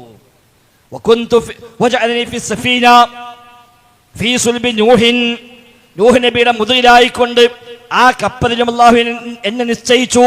ഇതൊക്കെ നബി പറഞ്ഞു തന്നത്. എന്നെ അല്ലാഹു നിശ്ചയിച്ചു ആ കപ്പലിൽ എന്ന് നബി തങ്ങൾ പറഞ്ഞിരിക്കുന്നു. ഇബ്രാഹിം അലൈഹിസ്സലാം ഇബ്രാഹിം നബി തീയിലേക്ക് ഇട്ടപ്പോൾ അല്ലാഹു തആല എന്നെ ആ മുതുകിലും നിശ്ചയിച്ചു. അങ്ങനെ വലം യസൽ യൻഖുനി റബ്ബി മിൻ അസ്ലാബിൽ കരീമത്തിൽ ഫാഖിറ ഇദിൽ അർഹാമി സക്കിയത്തി ത്വാഹിറ. അങ്ങനെ ഏറ്റവും മുന്തിയ പിതാക്കന്മാരുടെ മുതുകിലൂടെ ഏറ്റവും വിശുദ്ധമായ ഗർഭാശയത്തിലൂടെ എന്റെ റബ്ബ് എന്നെ കൊണ്ടുവന്നു. ഹത്താ അഖ്റജനി അല്ലാഹു മിൻ ബൈനി അബവയ്യ വലം യൽതഖിയ അലാ സിഫാഹിൻ ഖത്ത്. അങ്ങനെ കൊണ്ടുവന്ന് എന്റെ മാതാപിതാക്കളിലൂടെ എന്റെ റബ്ബ് എന്നെ പുറത്തേക്ക് കൊണ്ടുവന്നു. ഈ പിതാക്കന്മാരാരും യാതൊരു വ്യഭിചാരമോ അനാവശ്യമായ കാര്യങ്ങളോ ഒന്നും ചെയ്തിട്ടില്ല. ശരിയായ വിവാഹത്തിലൂടെയാണ് എന്നെ കൊണ്ടുവന്നത് എന്ന് നബി തങ്ങൾ പറഞ്ഞു. ഇത് നബി തങ്ങൾ പറഞ്ഞു എവിടുന്ന കിട്ടിയത്? ഇതാണ് റബീഉൽ അവ്വൽ മാസം വന്ന വീട്ടിൽ വന്ന് ഉസ്താദുമാര് ഓതുന്നത്. നമ്മൾ വിചാരിക്കുക നബിന്റെ മദ്ഹ് പറയാണ്. നബി തങ്ങൾ പറഞ്ഞിട്ടില്ലാത്തൊരു കാര്യം നബി തങ്ങൾ പറഞ്ഞു എന്ന് പറയാൻ നമ്മളെ വീട് ഒരുക്കി കൊടുക്കാൻ പറ്റുമോ? അതെങ്ങനെയാ മദ്ഹാവ? ഈ കാര്യമുണ്ടെങ്കിൽ അത് അല്ലാഹ് അറിയിക്കണം, അല്ലെങ്കിൽ റസൂൽ അറിയിക്കണം സല്ലല്ലാഹു അലൈഹി വസല്ലം. അല്ലാഹു റസൂൽ അറിയിച്ചിട്ടില്ല, പിന്നെ എങ്ങനെ നമുക്ക് പറയാൻ പറ്റും? ഇതാണ് മങ്കൂസിലെ 1ാമത്തെ ഗദ്യഭാഗം. മൗലിദാകുമ്പോൾ ഗദ്യവും പദ്യവും ഉണ്ടാവും. അതാണ് മൗലിദിന്റെ പ്രത്യേകത. മാല ഫുള്ള് പദ്യമാണ്. മൗലിദുകൾ ഗദ്യ പദ്യ സമ്മിശ്രമാണ്.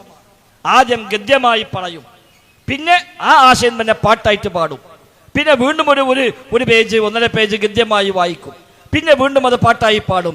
ഇത് ഗദ്യപദ്യ സമ്മിശ്രമാണ് മൗലിദുകൾ. അപ്പൊ അതിൽ 1ാമത്തെ ഗദ്യം, 1ാമത്തെ നെസ്, അതിലാണ് ഇപ്പറഞ്ഞ കഥകളെല്ലാം ഉള്ളത്. ഈ കഥകൾ സഹോദരന്മാരെ ഏതാ സ്ഥിരപ്പെട്ടു വന്നത്? ആകെ 4-5 കാര്യം, ബാക്കിയെല്ലാം വ്യാജമാണ്. എവിടുന്ന് കിട്ടിയെന്നറിയില്ല, ആര് പറഞ്ഞുവെന്നറിയില്ല, നബിതങ്ങളുടെ പേരിൽ പോലും ഉണ്ടാക്കി വിട്ട കഥകളാണ്. ഇനി അടുത്ത 2ാമത്തേക്ക് പോയാലോ? 1ാമത്തെ ഗദ്യം കഴിഞ്ഞ് അതിന്റെ പദ്യവും കഴിഞ്ഞ് 2ാമത്തെ ഗദ്യത്തിലേക്ക് പോയാൽ റവാ കഅബുൽ അഹ്ബാർ റളിയല്ലാഹു അൻഹു, കഅബുൽ അഹ്ബാർ റിപ്പോർട്ട് ചെയ്തിരിക്കുന്നു. കഅബുൽ അഹ്ബാർ റിപ്പോർട്ട് ചെയ്തിരിക്കുന്നു. എവിടെ റിപ്പോർട്ട് ചെയ്തു? ഒന്നുമില്ല. എവിടെ റിപ്പോർട്ട് ചെയ്തു? ആരെ കേട്ടത്? എവിടെ ഉള്ളത്? ഏത് കിതാബിലെ ഉള്ളത്? അതൊന്നും ചോദിക്കാൻ പാടില്ല. എന്താ ഉള്ളത്? എന്താ കഅബുൽ അഹ്ബാർ പറഞ്ഞത്? ലമ്മാ അറദല്ലാഹു തആല ഇദ്ഹാർ അൻ-നൂരിൽ മഖ്സൂനി വ ഇബ്റാസ് അൽ-ജൗഹരിൽ മക്നൂനി മിൻ അബ്ദുല്ലാഹി ഇലാ ബത്രി ആമിന. അബ്ദുള്ളയുടെ മുതുകിൽ നിന്ന് ആമിന ബീവിയുടെ വയറ്റിലേക്ക് ഈ പ്രകാശത്തെ കൊണ്ടുവരാൻ അല്ലാഹു ഉദ്ദേശിച്ചപ്പോൾ അതെന്താ? വദാലിക ഫീ ലൈലത്തിൽ ജുമുഅത്തി മിൻ ശഹ്രി റജബിൻ, റജബ് മാസത്തിലെ ഒരു വെള്ളിയാഴ്ച രാവിലാണ് അല്ലാഹു തആല അത് പിന്നെ അബ്ദുള്ളയുടെ നബിയുടെ ഉപ്പയുടെ മുതുകിൽ നിന്ന് നബിയുടെ ഉമ്മയുടെ ഗർഭാശയത്തിലേക്ക് അതിനെ കൊണ്ടുവന്നത്. റജബിലെ വെള്ളിയാഴ്ച രാവ്. ആരാ പറഞ്ഞത്? എവിടെ കിട്ടിയത്? ആയിരിക്കാം, അല്ലായിരിക്കാം. പക്ഷെ ആര് പറഞ്ഞു? ഇങ്ങനെ ഒരു ചരിത്രം പറയണമെങ്കിൽ അല്ലാഹ് വഹി കൊടുക്കണ്ടേ? ആ വഹി പ്രകാരം നബിതങ്ങൾ പഠിപ്പിക്കണ്ടേ?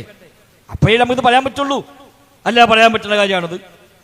എന്നിട്ടോ അന്ന് അല്ലാഹു തആല അമർ റിദ്വാൻ അലൈഹിസ്സലാം അല്ലാഹ് റിദ്വാനോട് പറഞ്ഞു എന്ത് ഫഫുതിഹ അബ്വാബുൽ ജിനാൻ വതസയ്യത്തുൽ ഹൂർ വൽ വിൽദാൻ വദുഖത് ബശാഇൽ അഫ്റാഹ് വസഹത് കവാകിബുസ് സബാഹ്.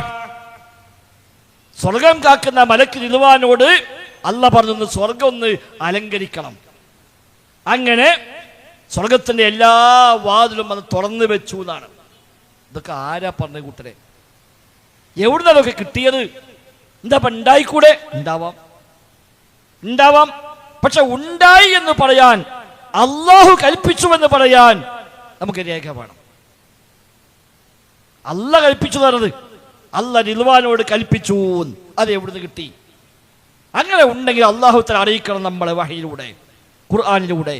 അല്ലെങ്കിൽ നബി തങ്ങൾ വഹയി പ്രകാരം പറഞ്ഞു തരണം. അത് രണ്ടും ഇല്ലെങ്കിൽ അള്ളാഹു ഇങ്ങനെ കൽപ്പിച്ചിരിക്കുന്നു എന്ന് പറയാൻ നമുക്ക് അവകാശമില്ല. അങ്ങനെ സ്വർഗം അലങ്കരിച്ചു.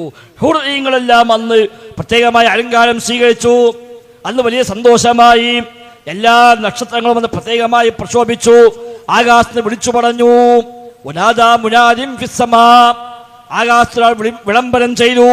എന്താ വിളംബരം? ആകാശത്ത് മാത്രമല്ല, ഭൂമിയിലും അലാ ഇന്നന്നൂറ മക്റൂന മിൻഹു സയ്യിദുൽ ബശരി ഫീ ബത്നി ആമിന ഖദ് ഇസ്തഖറ. ഇതാ നബിയുടെ പ്രകാശം ആമിനയുടെ വയറ്റിൽ ഇതാ സ്ഥിരപ്പെട്ടിരിക്കുന്നു എന്ന് ആകാശത്തും ഭൂമിയിലും ഒരു വിളിച്ചു പറഞ്ഞു എന്ന് കഅബുൽ അഹ്ബാർ റിപ്പോർട്ട് ചെയ്തിരിക്കുന്നു. സുബ്ഹാനല്ലാഹ്. ഇതാണോ മദ്ഹ്? ഇത് പറയണ്ട, ഇത് പറയല്ല എന്ന് പറഞ്ഞ ആൾക്ക് എന്താ പോ നബിനെ മദ്ഹ് ചെയ്യാൻ പാടില്ലേക്കും? ഇത് മദ്ഹാണോ? ഇത് നബി തങ്ങൾ പറഞ്ഞുവെന്ന് നമുക്ക് സ്ഥിരപ്പെട്ട് കിട്ടാതെ, അല്ലാഹ് പറഞ്ഞുവെന്ന് സ്ഥിരപ്പെട്ട് കിട്ടാതെ പറഞ്ഞാൽ അത് കളവല്ലേ? അള്ളാഹിന്റെ പേരിൽ കളവ്, റസൂലിന്റെ പേരിൽ കളവ്. അങ്ങനെ കളവ് പറയല്ല എന്ന് പറഞ്ഞാൽ കണ്ടോ, നബിനെ മദ്ഹ് ചെയ്യാൻ പാടില്ല എന്നായി പറയണത്. സഹോദരൻ, അതാ ഞാൻ അത്ര പറഞ്ഞു, നിങ്ങൾ ഈ കിതാബായിട്ട് പുസ്തകത്തിൽ പോയി ഉസ്താദ് ഒന്ന് എല്ലാത്തിനും അർത്ഥം എന്ന് പറഞ്ഞു തരാ, ഈ എല്ലാ മൗലിദും ആരാ രചിച്ചത് അതും പറഞ്ഞു തരാ എന്ന് പറഞ്ഞാൽ തന്നെ നിങ്ങൾക്ക് ബോധ്യപ്പെടും നമുക്ക് ആവശ്യമില്ല. ബാക്കിയൊന്നും വേണ്ട. എത്ര സ്ഥലത്താണ് ഖാല അല്ലാഹു, അല്ലാഹ് പറഞ്ഞിരിക്കുന്നു, ഖാല റസൂലുള്ളാഹ് പറഞ്ഞിരിക്കുന്നു എന്ന് എത്ര സ്ഥലത്ത്? കഴിഞ്ഞില്ല എന്നൊരു പറയാണ്, അന്ന് സന്തോഷം കൊണ്ട് അള്ളാഹിന്റെ അർശ് കുലുങ്ങിയതാണ്. സുബ്ഹാനല്ലാഹ്. അള്ളാഹിന്റെ അർശ് വിറച്ചു എന്ന് പറയണമെങ്കിൽ തെളിവ് വേണം. അതിന് വിറക്കൽ അസംഭവ്യമാണോ? അല്ല. അത്ര സംഭവം ഉണ്ടോ? ഉണ്ട്. എവിടുന്ന് കിട്ടി? നബി തങ്ങൾ പറഞ്ഞ സംഭവം ഉണ്ട്. നബി തങ്ങൾ പറഞ്ഞ സംഭവം ഉണ്ട്. സയ്യിദിന്റെ മരണത്തിൽ അർശ് പോലും വിറച്ചുവെന്ന് നബി തങ്ങൾ പറഞ്ഞു. അപ്പം അംഗീകരിക്കുന്നു. എന്തുകൊണ്ട് അംഗീകരിക്കുന്നു? നബി പറഞ്ഞു. സ്ഥിരപ്പെട്ട ഹദീസാണ്, മുസ്ലിം ലോകം സ്വഹീഹായി സ്വീകരിച്ച ഹദീസാണ്. അപ്പൊ ഇവിടെ ഉണ്ടായിക്കൂടെ? ഉണ്ടാവാം, അസംഭവ്യമല്ല. പക്ഷെ ഉണ്ടായി എന്ന് പറയാൻ തെളിവ് വേണം. മാത്രമല്ലോ അള്ളാഹിന്റെ കുർസിയിന് ഗാംഭീര്യം വർദ്ധിച്ചു. അതൊക്കെ അള്ളാഹിന്റെ പേരിൽ ചേർത്തി പറയുമ്പോൾ തെളിവില്ലാതെ പറയാവതല്ല. അപ്പൊ സഹോദരങ്ങളെ, മങ്കൂസിലെ 2 പേജ് വായിച്ചപ്പോഴാണ് ഇപ്പൊ ഈ അവസ്ഥ. ഇതാണ് ബാക്കിയെല്ലാം. ഓരോ മൗലിദുത്താലും ഇതാണ് കണ്ടന്റ്. ഇതൊരിക്കലും മദ്ഹല്ല. ഇത് നബി തങ്ങളുടെ മദ്ഹ് എന്ന് പറഞ്ഞ് പറയാവുന്ന കാര്യവുമല്ല. അപ്പൊ ഒന്ന് മൗലിദ് കിതാബിൽ ഞാൻ പറഞ്ഞ 3 അബദ്ധമാണ് മൗലിദിലുണ്ടാവുക. ഒരബദ്ധം അടിസ്ഥാനമില്ലാത്ത കഥകൾ പറയുന്നു. എവിടുന്ന് കിട്ടി എന്നറിയില്ല, ആര് പറഞ്ഞുവെന്നറിയില്ല, എവിടെ ഉണ്ട് എന്നറിയില്ല, അടിസ്ഥാനങ്ങളൊന്നുമില്ല. ആ കുറെ കഥകൾ ഇങ്ങനെ റുവിയ ഉദ്ധരിക്കപ്പെട്ടിരിക്കുന്നു, പറയപ്പെട്ടിരിക്കുന്നു എന്ന് പറഞ്ഞുകൊണ്ട് കുറെ റിപ്പോർട്ടുകൾ. രണ്ടാമതുള്ള പ്രശ്നമുള്ളത് അതിരുവിട്ട വർണ്ണന. അല്ലാഹും റസൂലും നിശ്ചയിച്ചു തന്ന ഒരു പരിധിയുണ്ട്. അതിനപ്പുറത്തേക്ക് അതിരുവിട്ട വർണ്ണനകൾ, പടച്ചറബിന്റെ സ്ഥാനം പോലും വകവെച്ചു കൊടുക്കുന്ന, പടച്ചറബിന്റെ വിശേഷങ്ങൾ പോലും വകവെച്ചു കൊടുക്കുന്ന വർണ്ണനകൾ ഇവയിൽ സ്ഥാനം പിടിച്ചിരിക്കുന്നു. അതൊരിക്കലും പാടില്ല. നബിതങ്ങൾ പറയാത്ത, നബിതങ്ങൾ പറയാൻ സമ്മതിച്ചിട്ടില്ലാത്ത, നബിതങ്ങൾ വിലക്കിയ കാര്യങ്ങൾ പോലും നബിതങ്ങൾ നമ്മോട് പറഞ്ഞു. ലാ തുത്രൂനി കമാ അത്രത്തിൻ നസാറ ഈസ ഇബ്നു മറിയമ. ക്രിസ്ത്യാനികൾ ഈസ ഇബ്നു മറിയമിനെ അമിതമായി വർണ്ണിച്ചതുപോലെ എന്നെ നിങ്ങൾ അമിതമായി പ്രശംസിക്കല്ല. വഇന്നമാ അന അബ്ദുൻ, ഞാൻ അല്ലാഹുവിന്റെ ഒരു അടിമ മാത്രമാണ്. അതിനാൽ ഫഖൂലു അബ്ദുല്ലാഹി വറസൂലുഹു, നിങ്ങൾ പറയേണ്ടത് അല്ലാഹുവിന്റെ അടിമയാണ്, അല്ലാഹുവിന്റെ റസൂലാണ് എന്നേ പറയാവൂ, അതിനപ്പുറം പറയരുത് എന്നാണ്. ഈസാ നബിയെ പറ്റി ക്രിസ്ത്യാനികൾ പറഞ്ഞ് അവസാനം പറഞ്ഞു ഈസാ ഇബ്നുല്ലാഹ്, അല്ലാഹുവിന്റെ മോനാണ് എന്ന് വരെ പറഞ്ഞവർ. അങ്ങനെ നിങ്ങൾ അമിതമായി പറയല്ല. എന്നെ കുറിച്ച് പറയേണ്ടത് അബ്ദുല്ലാഹി വറസൂലുഹു, അല്ലാഹുവിന്റെ അടിമയാണ്, അവന്റെ റസൂലാണ് എന്നേ പറയാവൂ, അല്ലാതെ അതിനെ വിട്ടു പറയില്ല എന്ന് നബിതങ്ങൾ നമ്മോട് താക്കീത് ചെയ്യുന്നു. അതിനെ മറികടന്നുകൊണ്ട് അതിനെ വിട്ട എമ്പാടും വർണ്ണനകൾ, ഏത് മൗലിദെടുത്താലും ഏത് മാലയെടുത്താലും അവിടെയൊക്കെ എല്ലാ അതിർത്തിയും വിടുന്ന വർണ്ണനകളാണ് നബിയെ കുറിച്ച് പറയുന്നത്. ഉദാഹരണമായി ബുർദയിൽ കാണാം, فإن من جودك الدنيا وضرتها ومن علومك علم اللوح والقلم. നബിയെ فإن من جودك, നബിയെ താങ്കളുടെ ഔദാര്യമാണല്ലോ അദ്ദുനിയാ വളറതഹാ, ദുനിയാവും പരലോകവും നബിയെ നിങ്ങളുടെ ഔദാര്യമാണല്ലോ. സുബ്ഹാനല്ലാഹ്, അത് പറയാൻ പാടുണ്ടോ? നബിതങ്ങളുടെ ഔദാര്യമാണ് ദുനിയാവും പരലോകവും എന്നാണ് ബുർദയിൽ പറയുന്നത്. വമിൻ ഉലൂമിക ഇൽമുൽ ലൗഹി വൽ ഖലമി, ലഹുൽ മഹ്ഫൂദിന്റെ വിജ്ഞാനങ്ങൾ, ഖലമിന്റെ വിജ്ഞാനങ്ങളെല്ലാം നബിയെ താങ്കളുടെ ഇൽമിൽ നിന്നാണല്ലോ. ഏതാ ഖലം? നേരത്തെ പറഞ്ഞല്ലോ, വിശുദ്ധ ഖുർആൻ സത്യം ചെയ്തു പറഞ്ഞതാണ്, നൂൻ വൽ ഖലമി വമാ യസ്തുറൂൻ. ആ ഖലം ലോകത്ത് ഒന്നാമത്തെ സൃഷ്ടിയാണ്. അവ്വലു മാ ഖലഖല്ലാഹു തആല അൽ ഖലം, അല്ലാഹ് ആദ്യമായി പഠിച്ചത് ഖലമാണ് എന്ന് റസൂലുള്ളാഹി സ്വല്ലല്ലാഹു അലൈഹി വസല്ലം പഠിപ്പിച്ച സ്വഹീഹായ ഹദീസാണ്. എന്നിട്ട് ഖിയാമത്ത് വരെ അല്ലാഹു തആല നടപ്പാക്കാൻ തീരുമാനിച്ച ഉദ്ദേശിച്ച എന്തെല്ലാം കാര്യമുണ്ടോ അത് മുഴുവൻ രേഖപ്പെടുത്തി വെക്കാൻ അല്ലാഹ് പറഞ്ഞു ഖലമിനോട്. അത് മുഴുവൻ രേഖപ്പെടുത്തി വെച്ചു. അതാണ് ഖലാ ഖദർ വിശ്വാസത്തിൽ ഒന്നാമത്തെ മർത്തബ. ഖലാ ഖദർ, അല്ലാഹുവിന്റെ ഖലാ ഖദർ അനുസരിച്ചാണ് ഇവിടെ എല്ലാം നടക്കുക. ഞാൻ എന്നിവിടെ പ്രസംഗിക്കുന്നുള്ളത് അല്ലാഹ് തീരുമാനിച്ചതാണ്. ആഷിഖ് ഉസ്താദ് പ്രസംഗിക്കുന്ന നോട്ടീസ് ഉണ്ടായിരുന്നില്ല, നമ്മളാരും പണ്ട് തീരുമാനിച്ചിട്ടില്ല. പക്ഷെ എനിക്ക് മരുവിനെത്താൻ കഴിയാത്തൊരു പ്രശ്നം വന്നപ്പോൾ ഞാൻ മുമ്പിൽ വിളിച്ചു, നേരത്തെ പോകുമോ, ഞാൻ കുറച്ച് വൈകും, അപ്പോഴേക്ക് തുടങ്ങാമല്ലോ. അപ്പൊ അല്ലാഹ് പണ്ട് തീരുമാനിച്ചാണ്, നമ്മൾ തീരുമാനിച്ചിട്ടുണ്ടായിരുന്നില്ല. അത് നടന്നു. അല്ലാഹുവിന്റെ ഖലാ ഖദർ 4 ഘട്ടമാണ്. ഒന്ന് റബ്ബിന്റെ ഇൽമാണ്, അല്ലാഹുവിന്റെ ഇൽമ്. ഞാൻ ഇന്നിവിടെ എത്ര മണിക്ക് ആരംഭിക്കും, എത്ര മണിക്ക് സംസാരം അവസാനിപ്പിക്കും, എത്ര ആളുകൾ എത്ര വാക്ക് കേൾക്കും, എത്ര ആളുകൾ കേൾക്കാതെ പോകും, ഇത് പഠിച്ചവന് പണ്ടേ അറിയാം. എന്നറിയാം? നമ്മൾക്ക് ജനിക്കുന്ന മുമ്പ് അറിയാം. ഈ പ്രദേശം അല്ല സൃഷ്ടിക്കും മുമ്പ് അല്ലാഹ്ക്കറിയാം. പിന്നല്ലേ സൃഷ്ടിച്ചത്. സൃഷ്ടിച്ച കാലത്ത് പാറാക്കാവ് എന്ന് പേരൊന്നുമില്ല, പിന്നെ വന്നാണ്. അല്ലാഹ് ഭൂമി വരച്ച കാലത്ത് എന്ത് പാറാക്കാവ്? ഒന്നുമില്ല. പിന്നീട് പേര് വന്നത്. ഈ ഭൂമിയെ പടക്കും മുമ്പ്, ഈ മണ്ണ് പടക്കും മുമ്പ് പടച്ച റബ്ബിനറിയാം. ആകാശം ഭൂമി ഉണ്ടാകും മുമ്പ് അല്ലാഹ്ക്കറിയാം, അതിന് മുമ്പ് അല്ലാഹ്ക്കറിയാം. ഇന്ന് നമ്മൾ സംസാരിക്കുന്നത് അല്ലാഹുവിന്റെ ഇൽമാണ് ഒന്നാമത്. രണ്ടാമത്തെ മർത്തബ അല്ലാഹുവിന്റെ കിതാബത്താണ്. അല്ലാഹ് എഴുതി വെച്ചിട്ടുണ്ട്. അതെന്നാ എഴുതി വെച്ചത്? ആകാശഭൂമി സൃഷ്ടിക്കുന്നതിന്റെ 50,000 കൊല്ലം മുമ്പ് അന്ന് എഴുതി വെച്ചു. അല്ലാഹ് അല്ലാഹ്ക്ക് അറിയാം? അല്ല, അല്ലാഹുവിന്റെ ഇൽമ് അസലിയാണ്, പണ്ടേ ഉള്ളതാണ്. ആ ഇൽമ് പറയാൻ രേഖപ്പെടുത്തി വെച്ചു. അതാ കിതാബത്ത്. അത് ആകാശത്തെയും ഭൂമിയെയും സൃഷ്ടിക്കുന്നതിന്റെ 50,000 കൊല്ലം മുമ്പ് എഴുതി കലമിനോട് എഴുതാൻ പറഞ്ഞു. അന്ന് എഴുതിയിട്ടുണ്ട്. നമ്മൾ സംസാരിക്കുന്നത് മൂന്നാമത് ഇറാദത്താണ്, മശീഅത്താണ്, അള്ളാഹുവിന്റെ ഉദ്ദേശം. ഞാനിവിടെ സംസാരിക്കണമെന്ന് അള്ളാഹ് ഉദ്ദേശിക്കണം, അപ്പോഴേ നടക്കുള്ളൂ, അല്ലെങ്കിൽ ഉണ്ടാവില്ല. നാലാമത് ഖൽഖ്, അള്ളാഹ് സൃഷ്ടിക്കണം.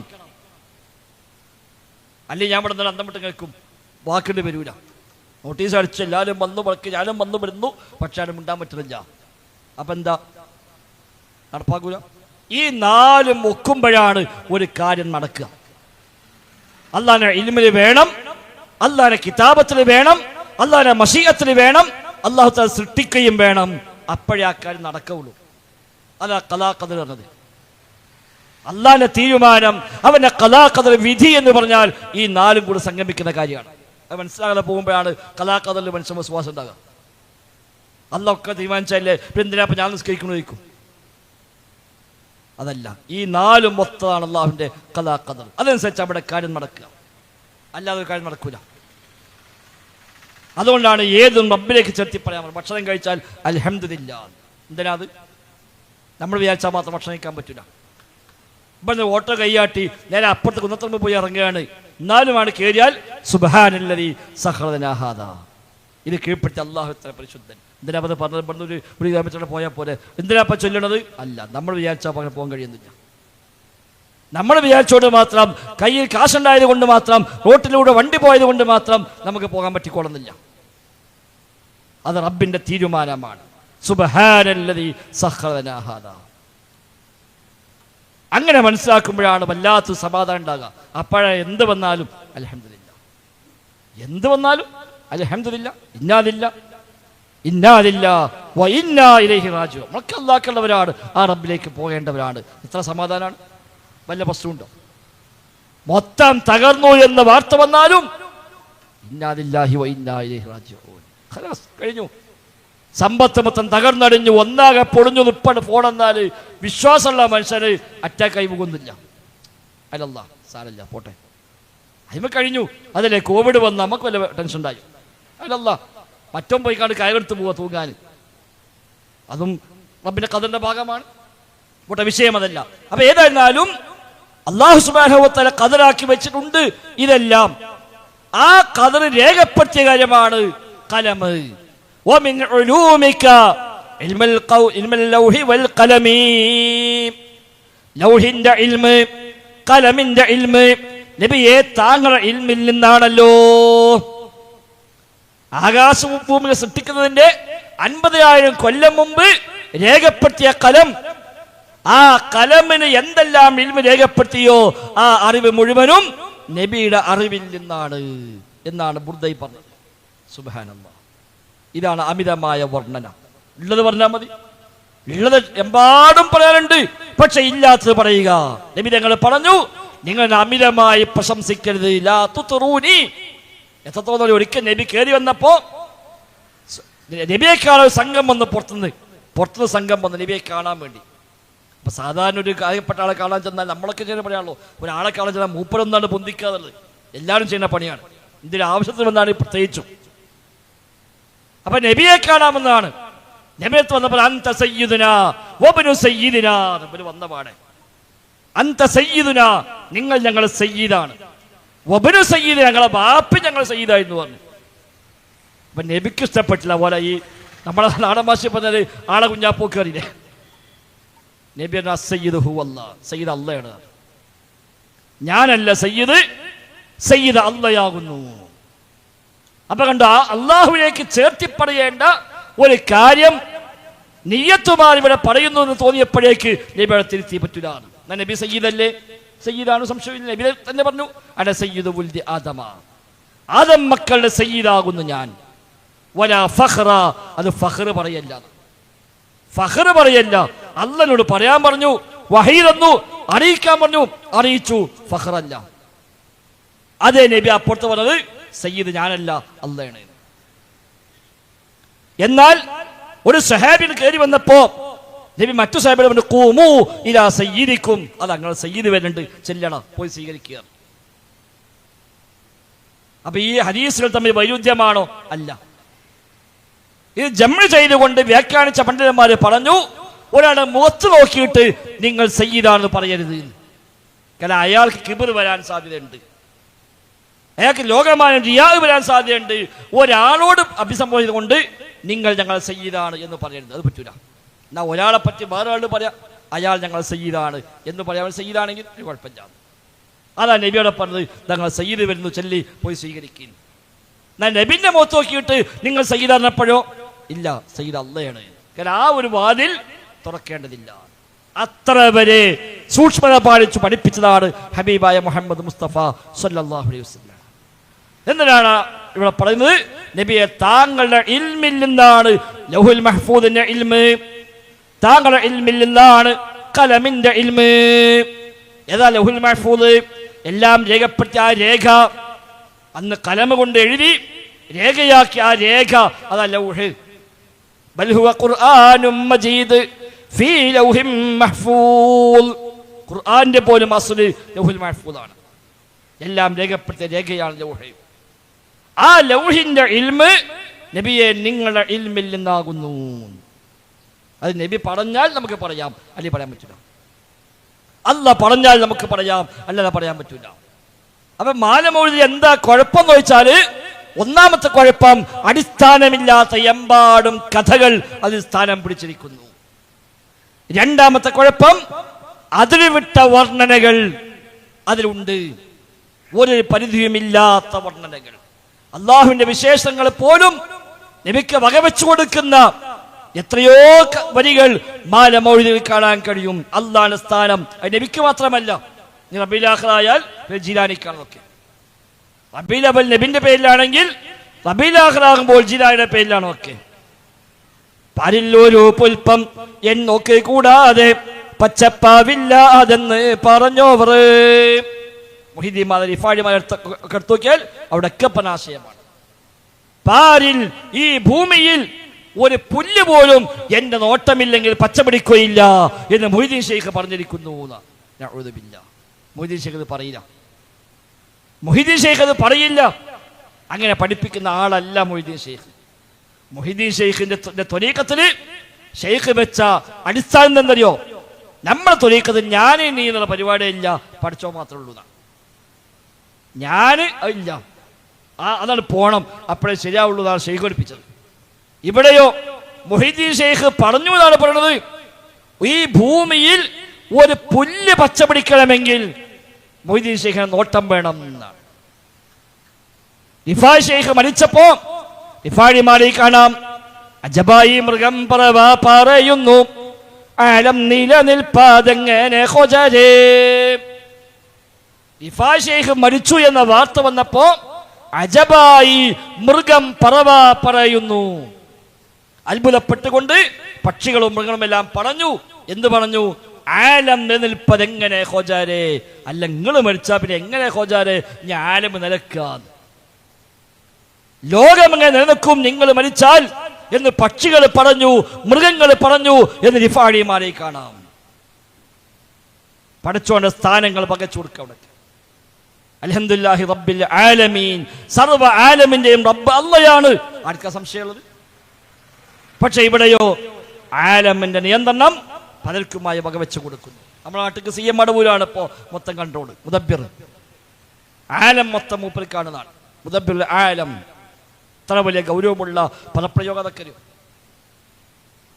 മാത്രവുമല്ല മുഹീദ്ദീന്മാരും നിഫായിമാരെയൊക്കെ പടച്ചോനെ പറ്റി അല്ലാഹ് ഖുർആനിൽ പറഞ്ഞ എന്തൊക്കെയുണ്ടോ സമാനമായതെല്ലാം കാണാൻ പറ്റും. നമ്മൾ സാധാരണ ഓതുന്ന സൂറത്താണ് അൽ കഹ്ഫ് സൂറത്ത്.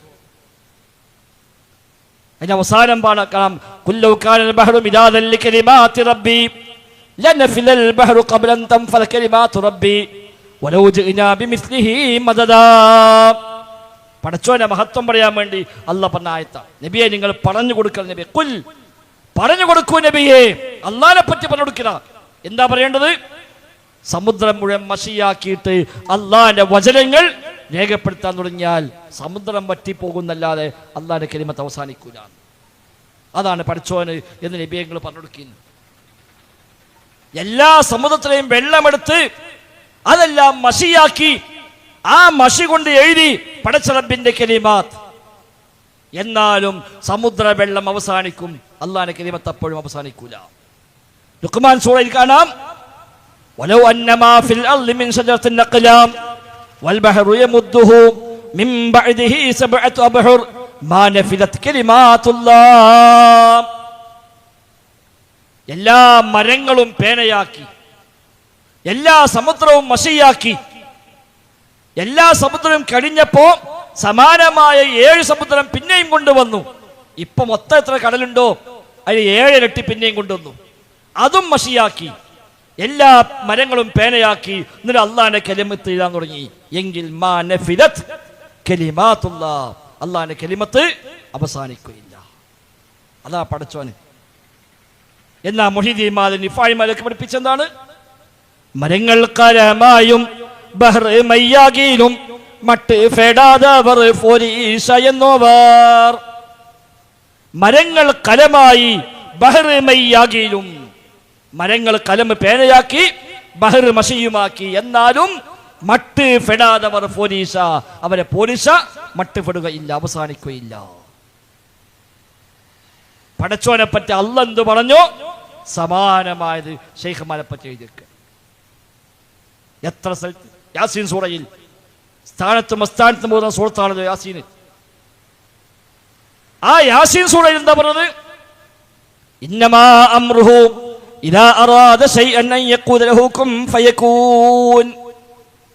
അല്ലാഹുവിന്റെ കാര്യം, ഒരു സംഗതി റബ്ബ് ഉദ്ദേശിച്ചാൽ കുൻ എന്ന് പറഞ്ഞാൽ മതി, ഫയകൂൻ, അതുണ്ടാകും. അല്ലൊരു കാര്യം ഉണ്ടാക്കേണ്ട ആവശ്യമില്ല. നമുക്കൊരു കാര്യം തയ്യാറാക്കിയിട്ട് വേണം. നമുക്ക് സംഗതി ഉണ്ടാക്കണമെങ്കിൽ ചേരുവകൾ ചേർത്ത് എല്ലാം റെഡിയാക്കി കൊണ്ടുവന്ന് അതിങ്ങനെ ഉണ്ടാക്കണം. അല്ലാഹു തആലക്ക് അത് വേണ്ട, കുൻ, ഉണ്ടാവ് എന്ന് പറഞ്ഞാൽ ഫയകൂൻ, അതുണ്ടാവും.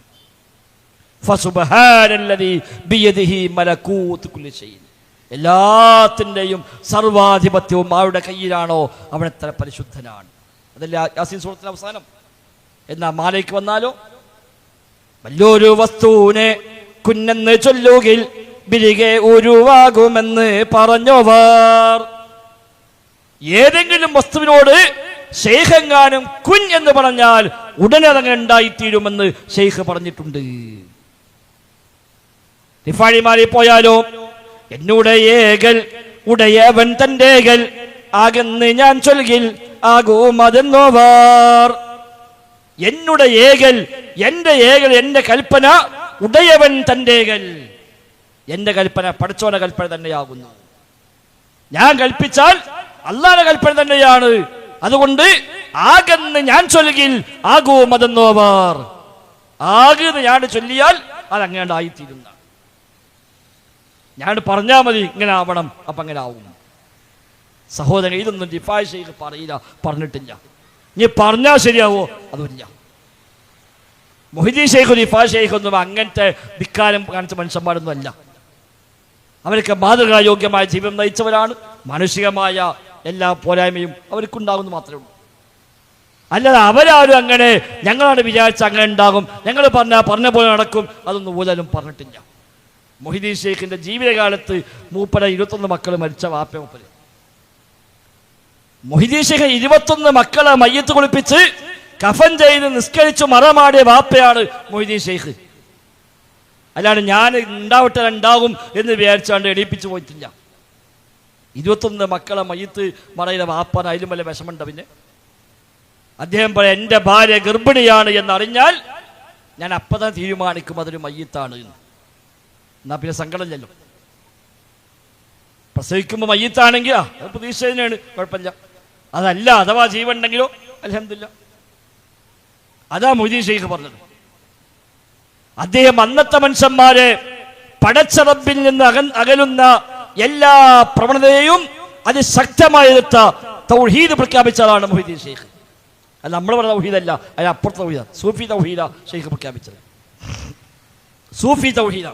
സൂഫി തൗഹീദ് എന്താ? അത് നമ്മുടെ തൗഹീദൊക്കെ ഉടക്കുള്ളൂ. ഇവിടെ സൂഫി പറയാന്നല്ലാതെ ഇവിടെ സൂഫി ഇല്ല. ശരിയായ തസവുഫ് അല്ല ഇവിടെ.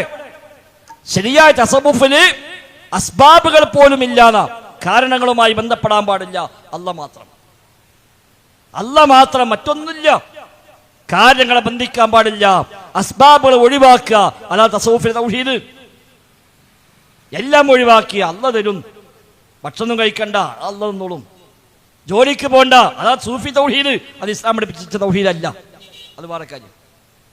ഇബ്നു ഖയ്യിം റഹിമഹുല്ലാഹ് പറഞ്ഞു, നിമിത്തങ്ങളെ ഉപയോഗപ്പെടുത്തൽ തൗഹീദിന്റെ പൂർത്തീകരണമാണ്. ജോലിക്ക് പോവുക, ഭക്ഷണം കഴിക്കുക, അല്ലാഹുവിന്റെ തൗഫീഖ് തേടുക, അതാ തൗഹീദ്. ജോലി ചെയ്യാൻ ഇരിക്കുക, പഠിച്ചോനല്ലേ വായെന്നത്, പഠിച്ചോവന്റെ വിശപ്പ് മാറ്റിക്കോളും എന്ന് പറഞ്ഞിരിക്കൽ അള്ളാഹിനെ പരിഹസിക്കലാണ്. പഠിച്ചോൻ പറഞ്ഞാണ് അള്ളാന് വായെന്നു, അല്ല ഭൂമി തന്നു, കൃഷി ചെയ്യാനുള്ള സംവിധാനം ഉണ്ടാക്കി തന്നു, നീ ചെയ്തോളി, അല്ല വിട്ടതാണ്. ഞാനൊന്നും ചെയ്യൂല, ജന്ത എനിക്ക് വായെന്നു, അടുജനോയ്ക്ക് വാക്കി എന്ന് പറഞ്ഞാൽ അത് റബ്ബിനെ പരിഹസിക്കലാണ്. ഗസാലി പഠിപ്പിച്ച തൗഹീദ് മറ്റേ തൗഹീദാണ്. അബൂ ഹാമിദ് ഗസാലി ഇഹ്യാ ഉലുമുദ്ദീൻ തൗഹീദ് ഈ സൂഫി തൗഹീദാണ്. അതാ ഇബ്നു തൈമിയ്യ റഹിമഹുല്ലാഹ് കിതാബിൽ എഴുതി അൽ യഖീൻ വത്തവക്കുൽ ഇൻദൽ ഗസാലി. ഗസാലി പഠിപ്പിച്ച യഖീൻ തവക്കുലും അത് ഇസ്ലാം പഠിപ്പിച്ച യഖീൻ തവക്കുൽ അല്ല എന്ന് സ്ഥാപിക്കാൻ വേണ്ടി പോട്ടെ, വിഷയതല്ല. അപ്പൊ ആ തൗഹീദ് പറഞ്ഞ ആളാ മുഹീദ്ദീൻ ഷെയ്ഖ്. അദ്ദേഹം പറഞ്ഞ ഒരാളോടും പരാതി പോലും പറയാൻ പാടില്ല. ഒരു അസുഖം വന്നാൽ എടാ എനിക്ക് സുഖമില്ല എന്ന് പറയാൻ പാടില്ല എന്ന് അത് പറഞ്ഞാണ് തൗഹീദ് കുറഞ്ഞതാണ്. അല്ലാണ്ട് പറഞ്ഞോന്ന്. അതാ മുഹീദ്ദീൻ ഷെയ്ഖ് പഠിപ്പിച്ച തൗഹീദ്.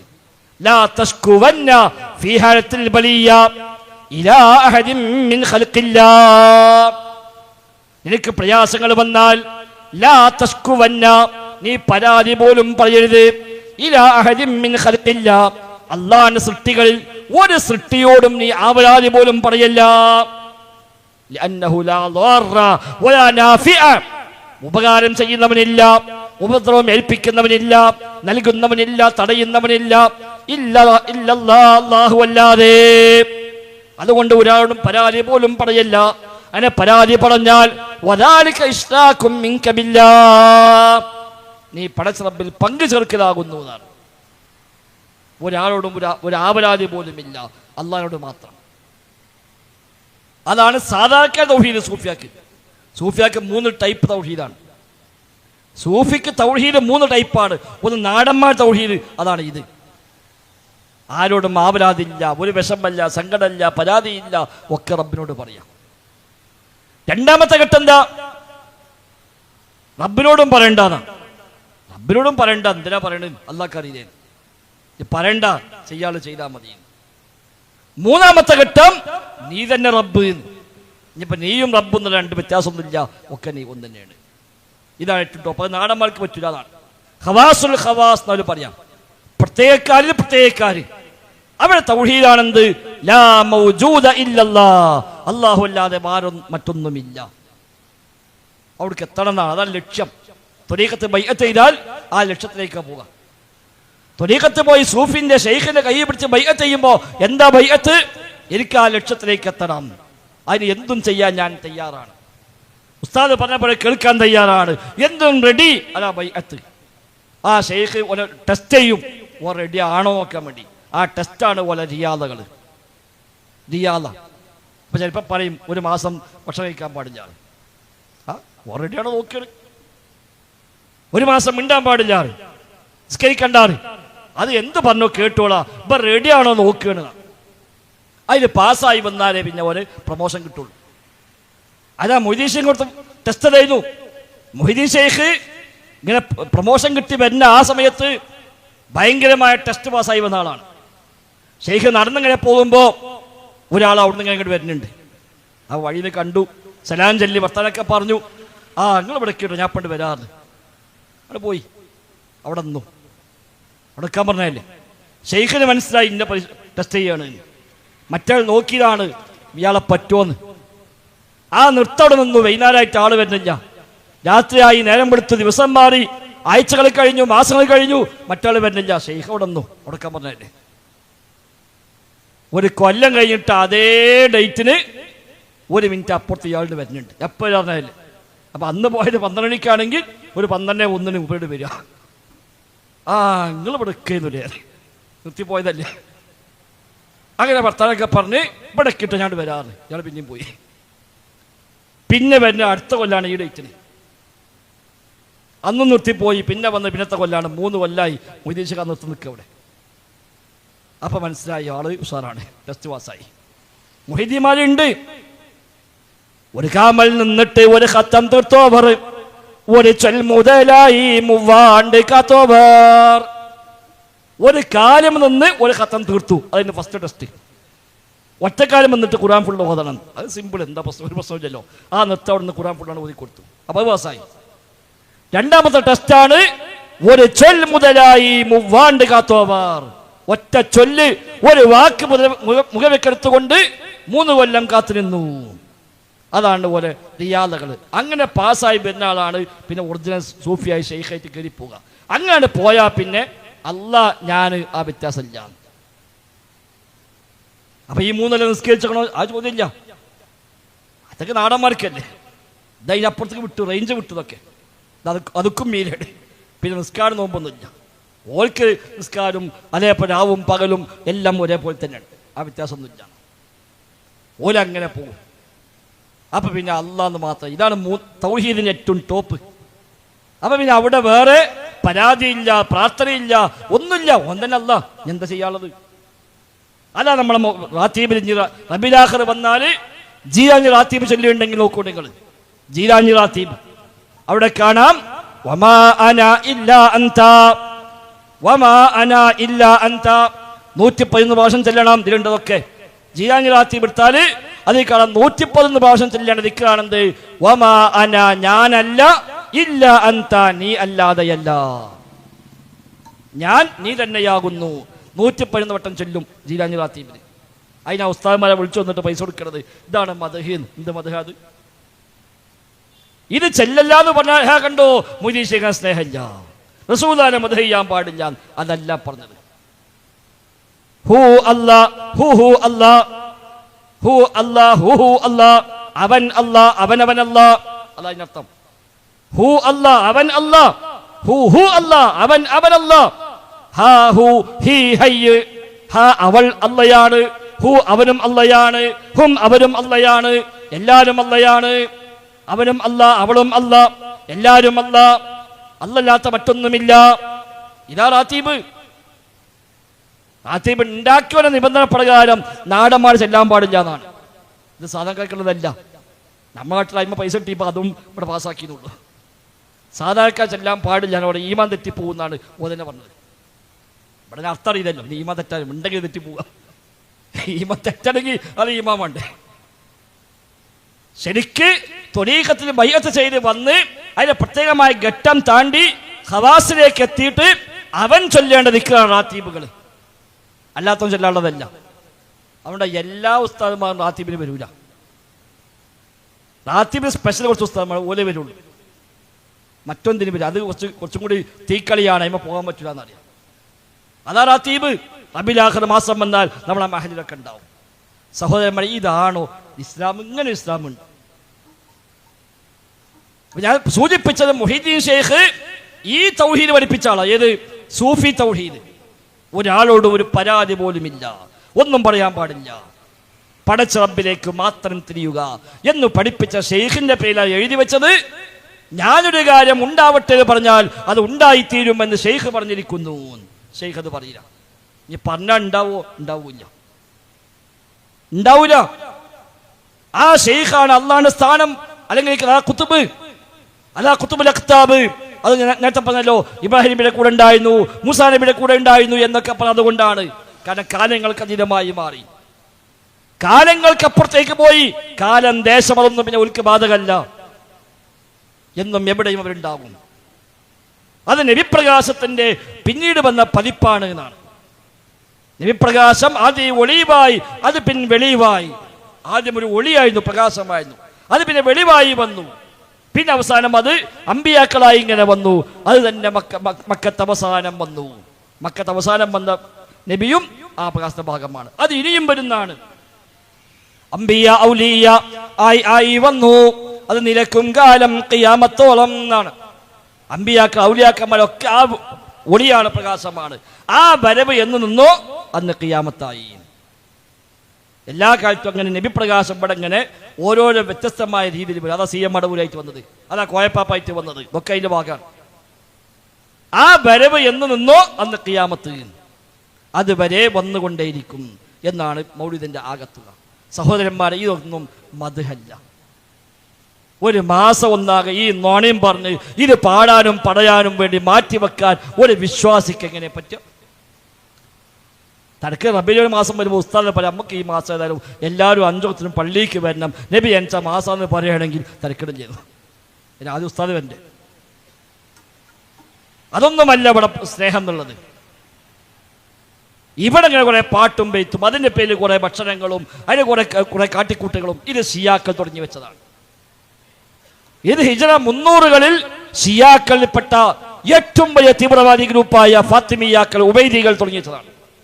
ഫാത്തിമി എന്ന പേര് പോലെ ആളെ പുട്ടിസക്കാൻ സ്വീകരിച്ച പേരാണ്. ഉബൈദികളാണ് അവർ. ആൾക്കാരെ പുട്ടിസക്കാൻ വേണ്ടിയിട്ട പേരാ ഫാത്തിമിയാക്കൾ. ഫാത്തിമ ബീവിക്ക് ചേർത്തിട്ട് ഒരു പേരിട്ടാൽ എളുപ്പമുണ്ടല്ലോ, ആളുകൾ സ്വീകരിച്ചോളും. ആ ഫാത്തിമിയാക്കളാണ് ഹജറുൽ അസ്വദ് കട്ടുണ്ടായ മനുഷ്യന്മാർ. ഹിജ്റ 300-കളിൽ കഅബയിൽ നിന്ന് ഹജറുൽ അസ്വദ് മോഷ്ടിച്ചു കൊണ്ടുപോയി. 20 കൊല്ലം കഴിഞ്ഞിട്ടാണ് പിന്നെ ആ ഹജറുൽ അസ്വദ് പോയി തിരിച്ചു പിടിക്കുന്നത്. 20 കൊല്ലം ഹജറുൽ അസ്വദ് ഇല്ലാതെയാണ് കഅബ സ്ഥിതി ചെയ്തത്. ആ മോഷ്ടിച്ച മനുഷ്യന്മാരാണ് നബിദിനാഘോഷം തുടങ്ങിയത്. തിരിച്ചു പിടിച്ചവരിൽ നിന്ന് പിന്നെ തിരിച്ചു പിടിച്ച് കൊണ്ടുവന്ന് വീണ്ടും കഅബയിൽ സ്ഥാപിച്ചു. വീണ്ടും മോഷ്ടിക്കാൻ ശ്രമിച്ചു, അത് സാധിച്ചില്ല. ആ ദേശത്തിന് അവർ ഹജറുൽ അസ്വദിനെ അമ്പെയ്തു. ഹജറുൽ അസ്വദ് പൊട്ടി, കഷ്ണം കഷ്ണമായി. നമുക്ക് എന്താ ഹജറുൽ അസ്വദ് 7 പീസ. അന്ന് ഒറ്റക്കല്ലായിരുന്നു. ആ കല്ലിന് ഷിയാക്കൾ അമ്പെയ്ത് പൊട്ടിച്ചു. അങ്ങനെ 7 കഷ്ണമായി ചിന്നിച്ചതറി. അതുകൊണ്ടാണ് പിന്നെ ഈയ മുറുക്കി അതിൽ 7 പീസ് പതിച്ചു വെച്ച് അതിന് മേലെ കവറിട്ടത്. പിന്നെ അത്രയും വലിയ ദുൽമ ചെയ്ത മനുഷ്യന്മാർ തുടങ്ങി വെച്ച പണിയാണ് നബിദിനാഘോഷം. അപ്പൊ ഇസ്ലാമിന്റെ സ്നേഹം കൊണ്ടായിരിക്കോ അല്ല ഇസ്ലാമിനെ പൊളിക്കാൻ വേണ്ടി ആയിരിക്കോ എന്ന് മനസ്സിലാക്കാനോ. അന്ന് അവർ 6 ആഘോഷം തുടങ്ങി. നബിദിന അല്ല ഒരു പ്രധാനമായും ആഘോഷിച്ചത്. 1 അലിയുടെ, 2 ഫാത്തിമയുടെ, 3 ഹസനിന്റെ, 4 ഹുസൈനിന്റെ, 5 നബിയുടെ, 6 ഖലീഫത്തുൽ ഹാദിർ അന്നത്തെ ഷിയ നേതാവിന്റെ ജന്മദിനം. ഈ 6 ജന്മദിനമാണ് ഒരു നടപ്പാക്കിയത് ഹിജ്റ 300-കളിൽ. അതിന് സർക്കാർ ഫണ്ട് പാസാക്കി. സർക്കാരുകൾ ഫണ്ട് പാസാക്കി. അങ്ങനെയാണ് നബിദിനാഘോഷം ലോകത്ത് വന്നത്. അയാൾ നബിയോ സഹാബികളോ താബിഈങ്ങളോ തമിഴ് താബികളോ ഷാഫി ഇമാം പോലുമോ ആഘോഷിച്ചതല്ല. അങ്ങനെ ഷിയാക്കൾ നടത്തി 100 കൊല്ലത്തിലേറെ അവർ നടപ്പിൽ വരുത്തിയത്. പിന്നെ രാജാക്കന്മാർ മാറി മാറി വന്നപ്പോൾ പിന്നീട് വന്നൊരു ഭരണാധികാരി പ്രഖ്യാപിച്ചു, ഇനി അത് ഇവിടെ ഉണ്ടാവില്ല, നിർത്തിയാണ്. എല്ലാം നിർത്തലാക്കി. ഈ ആഘോഷം എല്ലാം നിർത്തലാക്കി. അങ്ങനെ 150 കൊല്ലം പിന്നെ നബിദിനാഘോഷവും ഇല്ല, ഈ പറയപ്പെട്ട 6 ആഘോഷവും ഇല്ല, എല്ലാം ക്യാൻസൽ. ആളുകൾ മറന്നുപോയിനാണ്. 150 കൊല്ലം ഇല്ലാതായപ്പോ പിന്നെ അങ്ങനത്തെ ഓർമ്മയാർക്കില്ല, അതൊക്കെ പോയി. പിന്നീടാണ് ഹിജ്റ 600-കളിൽ മുദഫർ രാജാവ്, അയാൾ സൂഫിയായിരുന്നു. സൂഫികളെമ്പാടും സ്നേഹിച്ച, സൂഫികൾക്കെല്ലാം സൗകര്യം ചെയ്തു കൊടുത്ത, സൂഫി പർണശാലകൾ നാട് മുഴുവൻ സ്ഥാപിച്ച് ഏത് സൂഫിക്കും വരാം, ഇയാളെ വക എല്ലാ സൗകര്യം കൊടുത്തു. ഭക്ഷണം ഫ്രീ, താമസം ഫ്രീ, ചെലവ് ഫ്രീ, പോകുമ്പോൾ സമ്മാനം കിട്ടും. അങ്ങനെ മൊത്തം സൂഫികൾക്ക് വലിയ ഓഫർ കൊടുത്താളാ മുദഫർ രാജാവ്. അങ്ങനെ മൂപ്പഴ നാട്ടിലേക്ക് ലോകത്തെല്ലാ ഭാഗത്തും സൂഫികൾ വന്ന് കൂടി. എല്ലാ സ്ഥലത്തും സൂഫികൾക്ക് ഖൈമകൾ കെട്ടിക്കൊടുത്തു. അവിടെ എല്ലാം ഫുഡ് ലഭ്യമാക്കി. അവരെല്ലാം പോകാനുള്ള യാത്രാ ചെലവ് അദ്ദേഹം വഹിക്കും. ഒരിക്കലും സമ്മാനം കൊടുക്കും. അങ്ങനെ സൂഫികളുടെ കേന്ദ്രമാക്കി തൻ്റെ നാട് മൂസൽ പട്ടണത്തിലെ ഇർബൽ എന്ന പ്രദേശത്തെ അയാൾ മാറ്റി. ആ മനുഷ്യരാണ് പിന്നെ ഈ ആഘോഷം 2ാമത് കൊടുക്കുന്നത്. ഷിയാക്കൾ തുടങ്ങി വെച്ച് 100 കൊല്ലം ആഘോഷിച്ച് പിന്നെ നിർത്തിവെച്ച് 150 കൊല്ലം ഇല്ലാതായ ആഘോഷത്തെ 2ാമത് കൊണ്ടുവന്നു ഈ മുദഫർ രാജാവ്. മലിക്കുൽ മുദഫർ ധീരനായൊരു രാജന, ഇർബൽ ഭരിച്ചവരാണു വൻധർമ്മിഷ്ഠന. വസം റബീഉൽ അവ്വൽ എന്താഘോഷമാ, മൗലിദ് കഴിക്കാൻ ഏറ്റവും ഉത്സാഹമാ. താഴ്വ മുഹമ്മദ് കുഞ്ഞി മുസ്ലിയാർ എഴുതി വെച്ചു മവാഹിബുൽ ജലിയയിൽ. അതാണ് പിന്നെ തുടങ്ങിയത്. പിന്നെ അവിടുന്ന് കണ്ട് അത് കുറ്റ പോകാതെ നടത്തിപ്പോകുന്ന സൂഫികൾ. അതിന്റെ ഭാഗമായി പാടുന്ന പാട്ടോ ഈ പാട്ടൊന്നും മുദഫറിന് പോലും പരിചയമല്ല. ഇതൊക്കെ ഇപ്പൊ 100, 150, 200 കൊല്ലം മുമ്പ് ഓരോരുത്തരും ഉണ്ടാക്കി പ്രചരിപ്പിച്ച് നമ്മെ നശിപ്പിക്കാനായി ഷിയാക്കൾ കെട്ടിയുണ്ടാക്കി പ്രചരിപ്പിച്ച കഥകളാണ് ഈ പാട്ടുകൾ മുഴുവൻ. നമ്മുടെ സഹോദരങ്ങളെ, ഇതല്ല നബി സ്നേഹം. നമ്മുടെ ഹബീബായ മുഹമ്മദ് മുസ്തഫ സ്വല്ലല്ലാഹു അലൈഹി വസല്ലം തങ്ങളെ എങ്ങനെ സ്നേഹിക്കാനാണോ അല്ലാഹ് പറഞ്ഞത്, റസൂൽ പറഞ്ഞത്, അങ്ങനെ സ്നേഹിക്കാൻ നമുക്ക് പറ്റണം. സ്വഹാബത്ത് എങ്ങനെയാണോ സ്നേഹിച്ചത്, താബിഈങ്ങൾ എങ്ങനെയാണോ സ്നേഹിച്ചത്, അങ്ങനെ സ്നേഹിക്കാൻ പറ്റണം. സ്വന്തത്തെക്കാളേറെ, മാതാപിതാക്കളെക്കാളേറെ, മക്കളെക്കാളേറെ, വന്നാസി അജ്മഈൻ, മൊത്തം മനുഷ്യന്മാരെക്കാളേറെ നബിതങ്ങളുടെ കൽപ്പനകൾക്ക് പ്രാമുഖ്യം നൽകലാണ് ഇന്നുള്ളത്. സ്വഹാബിയാള് നബിയുടെ ശരീരത്തെയും തങ്ങളുടെ ശരീരം കൊണ്ട് സംരക്ഷിച്ചു, പ്രതിരോധിച്ചു. നമുക്കതിന് അവസരമില്ലെന്ന്. നബിക്കെതിരെ വിട്ടുവരുമ്പോൾ അവർ ശരീരം കാണിച്ചു കൊടുക്കും തടുക്കാൻ വേണ്ടി. നബി അമ്പെയ്യുമ്പോൾ അവരവിടെ പോയി നിൽക്കും. ആ അമ്പൻ്റെ മേത്ത് തറച്ചോട്ടെ, നബിനെ മേത്ത് തറക്കാൻ പറ്റൂല. അങ്ങനെ നബിയുടെ ശരീരത്തെ പോലും സംരക്ഷിച്ചവരാണ് സ്വഹാബിമാർ. നമുക്കതിന് സാഹചര്യമില്ല. നബിയുടെ കൂടെ ജീവിക്കാൻ പടച്ച റബ്ബ് നമ്മെ തിരഞ്ഞെടുത്തില്ല. ഇന്ന് നമുക്കുള്ളത് നിബിതങ്ങളുടെ ദീൻ സംരക്ഷിക്കുക, നിബിതങ്ങളുടെ സുന്നത്ത് സംരക്ഷിക്കുക, അത് ജീവിതത്തിൽ പാലിക്കുക, അത് മാതൃകയായി കാണിച്ചു കൊടുക്കുക. അതിനെ ഇവിടെ പരിഹസിക്കുമ്പോൾ, ചോദ്യം ചെയ്യുമ്പോൾ അതിൻ്റെ മഹത്വത്തെ പറഞ്ഞും ബോധ്യപ്പെടുത്തിയും അതിൻ്റെ സംരക്ഷകരായി മാറുക. ആ നിബിതങ്ങളുടെ ജീവിതത്തെ അതേപടി നമ്മളും കോപ്പി ചെയ്യാൻ പരിശ്രമിക്കുക. അതാ ചെയ്യേണ്ടത്. എല്ലാ സുന്നത്തിലും ജീവിതത്തിന്റെ ഭാഗമാക്കി മാറ്റാൻ ശ്രമിക്കുക. പരമാവധി ദിക്റുകൾ, ദുആകൾ, സ്വലാത്തുകൾ, തസ്ബീഹുകൾ നബിതങ്ങൾ പഠിപ്പിച്ച ഏതൊക്കെയുണ്ടോ അതെല്ലാം ജീവിതത്തിന്റെ ഭാഗമായി മാറുക. സ്വലാത്തുകൾ വർദ്ധിപ്പിക്കുക, ദിക്റുകൾ വർദ്ധിപ്പിക്കുക, നബിയെ പറ്റിയുള്ള സ്മരണകൾ വർദ്ധിപ്പിക്കുക. അതൊക്കെ അതിൻ്റെ ഭാഗമാണ്. നബിയെ കാണാൻ ആഗ്രഹിക്കുക, അതിൻ്റെ ഭാഗമാണ്. നബിയെ കാണാൻ ആഗ്രഹിക്കുക, പരലോകത്തിൽ ചെല്ലുമ്പോൾ റസൂലുള്ളാഹിനെ കാണണം, നബിന്റെ കൂടെ ഉണ്ടാവണം. ആ ഒരു വല്ലാത്തൊരു ആഗ്രഹം സ്വഹാബിമാർ ആഗ്രഹിച്ചത്. എത്രത്തോളം നബിതങ്ങളുടെ സ്വഹാബി വിഷമിച്ചിരിക്കുമ്പോൾ നബി ചോദിക്കുന്നു, എന്താണ് സൗബാൻ നീ ഇങ്ങനെ വിഷമിച്ച് കാണുന്നു? അതുപോലെ റസൂലെ ഒന്നല്ല, ഞാനിങ്ങനെ ഓർത്തത് നിങ്ങളെ എപ്പോൾ കാണാൻ തോന്നിയാലും ഞാൻ അപ്പോൾ ഓടി വരുന്നുണ്ട്. ഇവിടെ വന്നാൽ മദീനത്തെ പള്ളി വന്നാൽ നിങ്ങളെ കാണും, നിങ്ങളെ കണ്ടിട്ട് ഞാൻ തിരിച്ചു പോകും. പക്ഷെ ഞാൻ അങ്ങനെ ആലോചിച്ചത്, മരിച്ചിട്ട് പരലോകത്തെത്തുമ്പോൾ നിങ്ങളൊക്കെ സ്വർഗത്തിൽ വലിയ വലിയ വലിയ സ്ഥാനത്തായിരിക്കും. ഞങ്ങൾക്ക് സ്വർഗത്തേക്ക് എത്തിയാലും നിങ്ങളെ കൂടെ എത്തുന്നല്ലോ, എത്രയോ താഴെയായിരിക്കും. അപ്പം അവിടുന്ന് ഞങ്ങൾക്ക് നിങ്ങളെ കാണാൻ ആഗ്രഹിച്ചാൽ ഇപ്പം കാണുന്ന പോലെ അങ്ങനെ എപ്പോഴും കാണാൻ കഴിയുന്ന നബിയെ, അത് ഓർത്തിട്ട് വല്ലാത്ത ടെൻഷൻ. ആ ടെൻഷൻ മുഖത്ത് കാണാണ്. നബി ചോദിക്കുക, എന്തു പറ്റിനേക്ക്? നമ്മളുടെ മുഖത്തൊരു വിഷമം കാണുന്നു. നമ്മൾ ചോദിച്ചാൽ എന്താ പറയാ? കുട്ടിക്ക് സുഖമില്ല, പെണ്ണിക്ക് സുഖമില്ല, അല്ലെങ്കിൽ കച്ചവടം കുറച്ച് മോശമാണ്, അവിടെ കുറച്ച് കടമുണ്ട്, ഇവിടെ കുറച്ച് ബുദ്ധിമുട്ടുണ്ട്. ഇതാ നമ്മുടെ ടെൻഷന്. സ്വഹാബിയുടെ മുഖത്തെ ടെൻഷൻ കണ്ട് നബി ചോദിക്കുക, എന്തു പറ്റി സൗബാൻ? എന്റെ മുഖത്തിലെ വിഷമം. നബി, ഇതാണ് വേദന. അപ്പൊ എന്താ പറഞ്ഞു കൊടുക്കുക? ഒന്നും പറഞ്ഞു കൊടുക്കാതല്ലോ. നബിക്ക് മറുപടി ഒന്നും പറയാനില്ല. നബി ഒന്നും പറഞ്ഞില്ല, മൗനം പാലിച്ചു. പിന്നെ അല്ലാഹ് ആയത്തിറക്കി, അല്ലാഹു റസൂലിനെ ഒരാൾ അനുസരിക്കുന്നുവെങ്കിൽ മിൻ നബിയ്യീന വസ്സുദ്ദീഖീൻ വസ്സുഹദാഇ വസ്സാലിഹീൻ വഹസന ഉലൈക റഫീഖാ. അല്ലാഹും റസൂലും പറഞ്ഞതുപോലെ ഒരാൾ ജീവിക്കുന്നുവെങ്കിൽ അവർ അമ്പിയാക്കളുടെ കൂടെയായിരിക്കും, ശുഹദാക്കളുടെ കൂടെയായിരിക്കും, സുദ്ദീഖീങ്ങളുടെ കൂടെയായിരിക്കും, സ്വാലിഹീങ്ങളുടെ കൂടെയായിരിക്കും. വഹസുന ഉലൈക റഫീഖാ. അവിടെ എത്ര നല്ല കൂട്ടുകാരാണ്. നബി തങ്ങൾ വിളിച്ചു, സൗബാൻ സന്തോഷിച്ചോ, ഇതാ നിന്റെ വിഷമത്തിന് അല്ലാഹ് പരിഹാരം പറഞ്ഞിരിക്കുന്നു. സ്വഹാബികൾ പറയാ, ആ ആയത്ത് കൊണ്ട് സന്തോഷിച്ച പോലെ ഞങ്ങൾ സന്തോഷിച്ചിട്ടില്ല. അമ്പിയാക്കളൊപ്പം കൂടാം, ശുഹദാക്കളെ കൂടെ കൂടാം, സ്വാലിഹീങ്ങളെ കൂടെ കൂടാം. വഹസുന ഉലൈക റഫീഖാ. എത്ര നല്ല കൂട്ടുകാരാണ് അവർ എന്ന് അല്ലാഹ് പറഞ്ഞത്. ആ ആഗ്രഹം വേണം. പരലോകത്ത് നബിന്റെ കൂടെ എത്തണം എന്ന ഒരു ആഗ്രഹം, അമ്പിയാക്കളൊപ്പം ഉണ്ടാകണമെന്ന ആഗ്രഹം, സുദ്ദീഖീങ്ങളുടെ, ശുഹദാഇന്റെ, സ്വാലിഹീങ്ങളുടെ കൂടെ ഉണ്ടാകണമെന്ന ആഗ്രഹം, അവരെ കൂട്ടുകാരായി കിട്ടണമെന്ന ആഗ്രഹം. റബീഅത്ത് ബിൻ കഅബുൽ അസ്ലമി നബിയുടെ സ്വഹാബിയാണ്. നബിനെ വല്ലാത്ത ഇഷ്ടമാണ്. നബിന്റെ കൂടെ എപ്പോഴും നടക്കും. നബി ഒന്ന് മൂത്രയിക്കാൻ പോകണി വെള്ളവുമായി ഓടിച്ചെല്ലും. നബി വീട്ടിൽ നിന്ന് ഇറങ്ങുകയാണെങ്കിൽ അപ്പോഴേക്ക് ചെരുപ്പെടുത്ത് റെഡിയാക്കി കൊടുക്കും. ഇങ്ങനെ നബി പറഞ്ഞിട്ടല്ല, പക്ഷെ നബിക്ക് ഹിദ്മ. രാത്രി എല്ലാം കഴിഞ്ഞ് ഇശാസ്കാലം കഴിഞ്ഞ് നബിനോട് യാത്ര പറഞ്ഞ് ഇങ്ങോട്ട് പോകും. നബി വീട്ടിൽ കിടക്കാൻ പോകുമ്പോൾ നബി നാളെ കാണാം എന്ന് പറഞ്ഞ് ഇറങ്ങും. പക്ഷെ അദ്ദേഹം പോകൂല, റബീഅ പോകൂല. നബിനോട് യാത്ര പറയും. അദ്ദേഹം പറയും, ഞാൻ ആലോചിക്കും, ഞാൻ ഈ പെരിയിൽ പോയിട്ട് നബിക്ക് രാത്രി വല്ല ആവശ്യം വന്നാൽ ആരപ്പ ചെയ്തു കൊടുക്കണ്ടാവുക. അപ്പം അത് വേണ്ട, ഞാൻ നബിൻ്റെ വീടിനെ പുറത്തവിടെ ഒരു കാവൽക്കാരനെ പോയിരിക്കും. നബി അറിയില്ല, നബിയോട് യാത്ര പറഞ്ഞ് ഇറങ്ങിയില്ല, പക്ഷേ ഞാൻ അവിടെ ഉണ്ടാകും.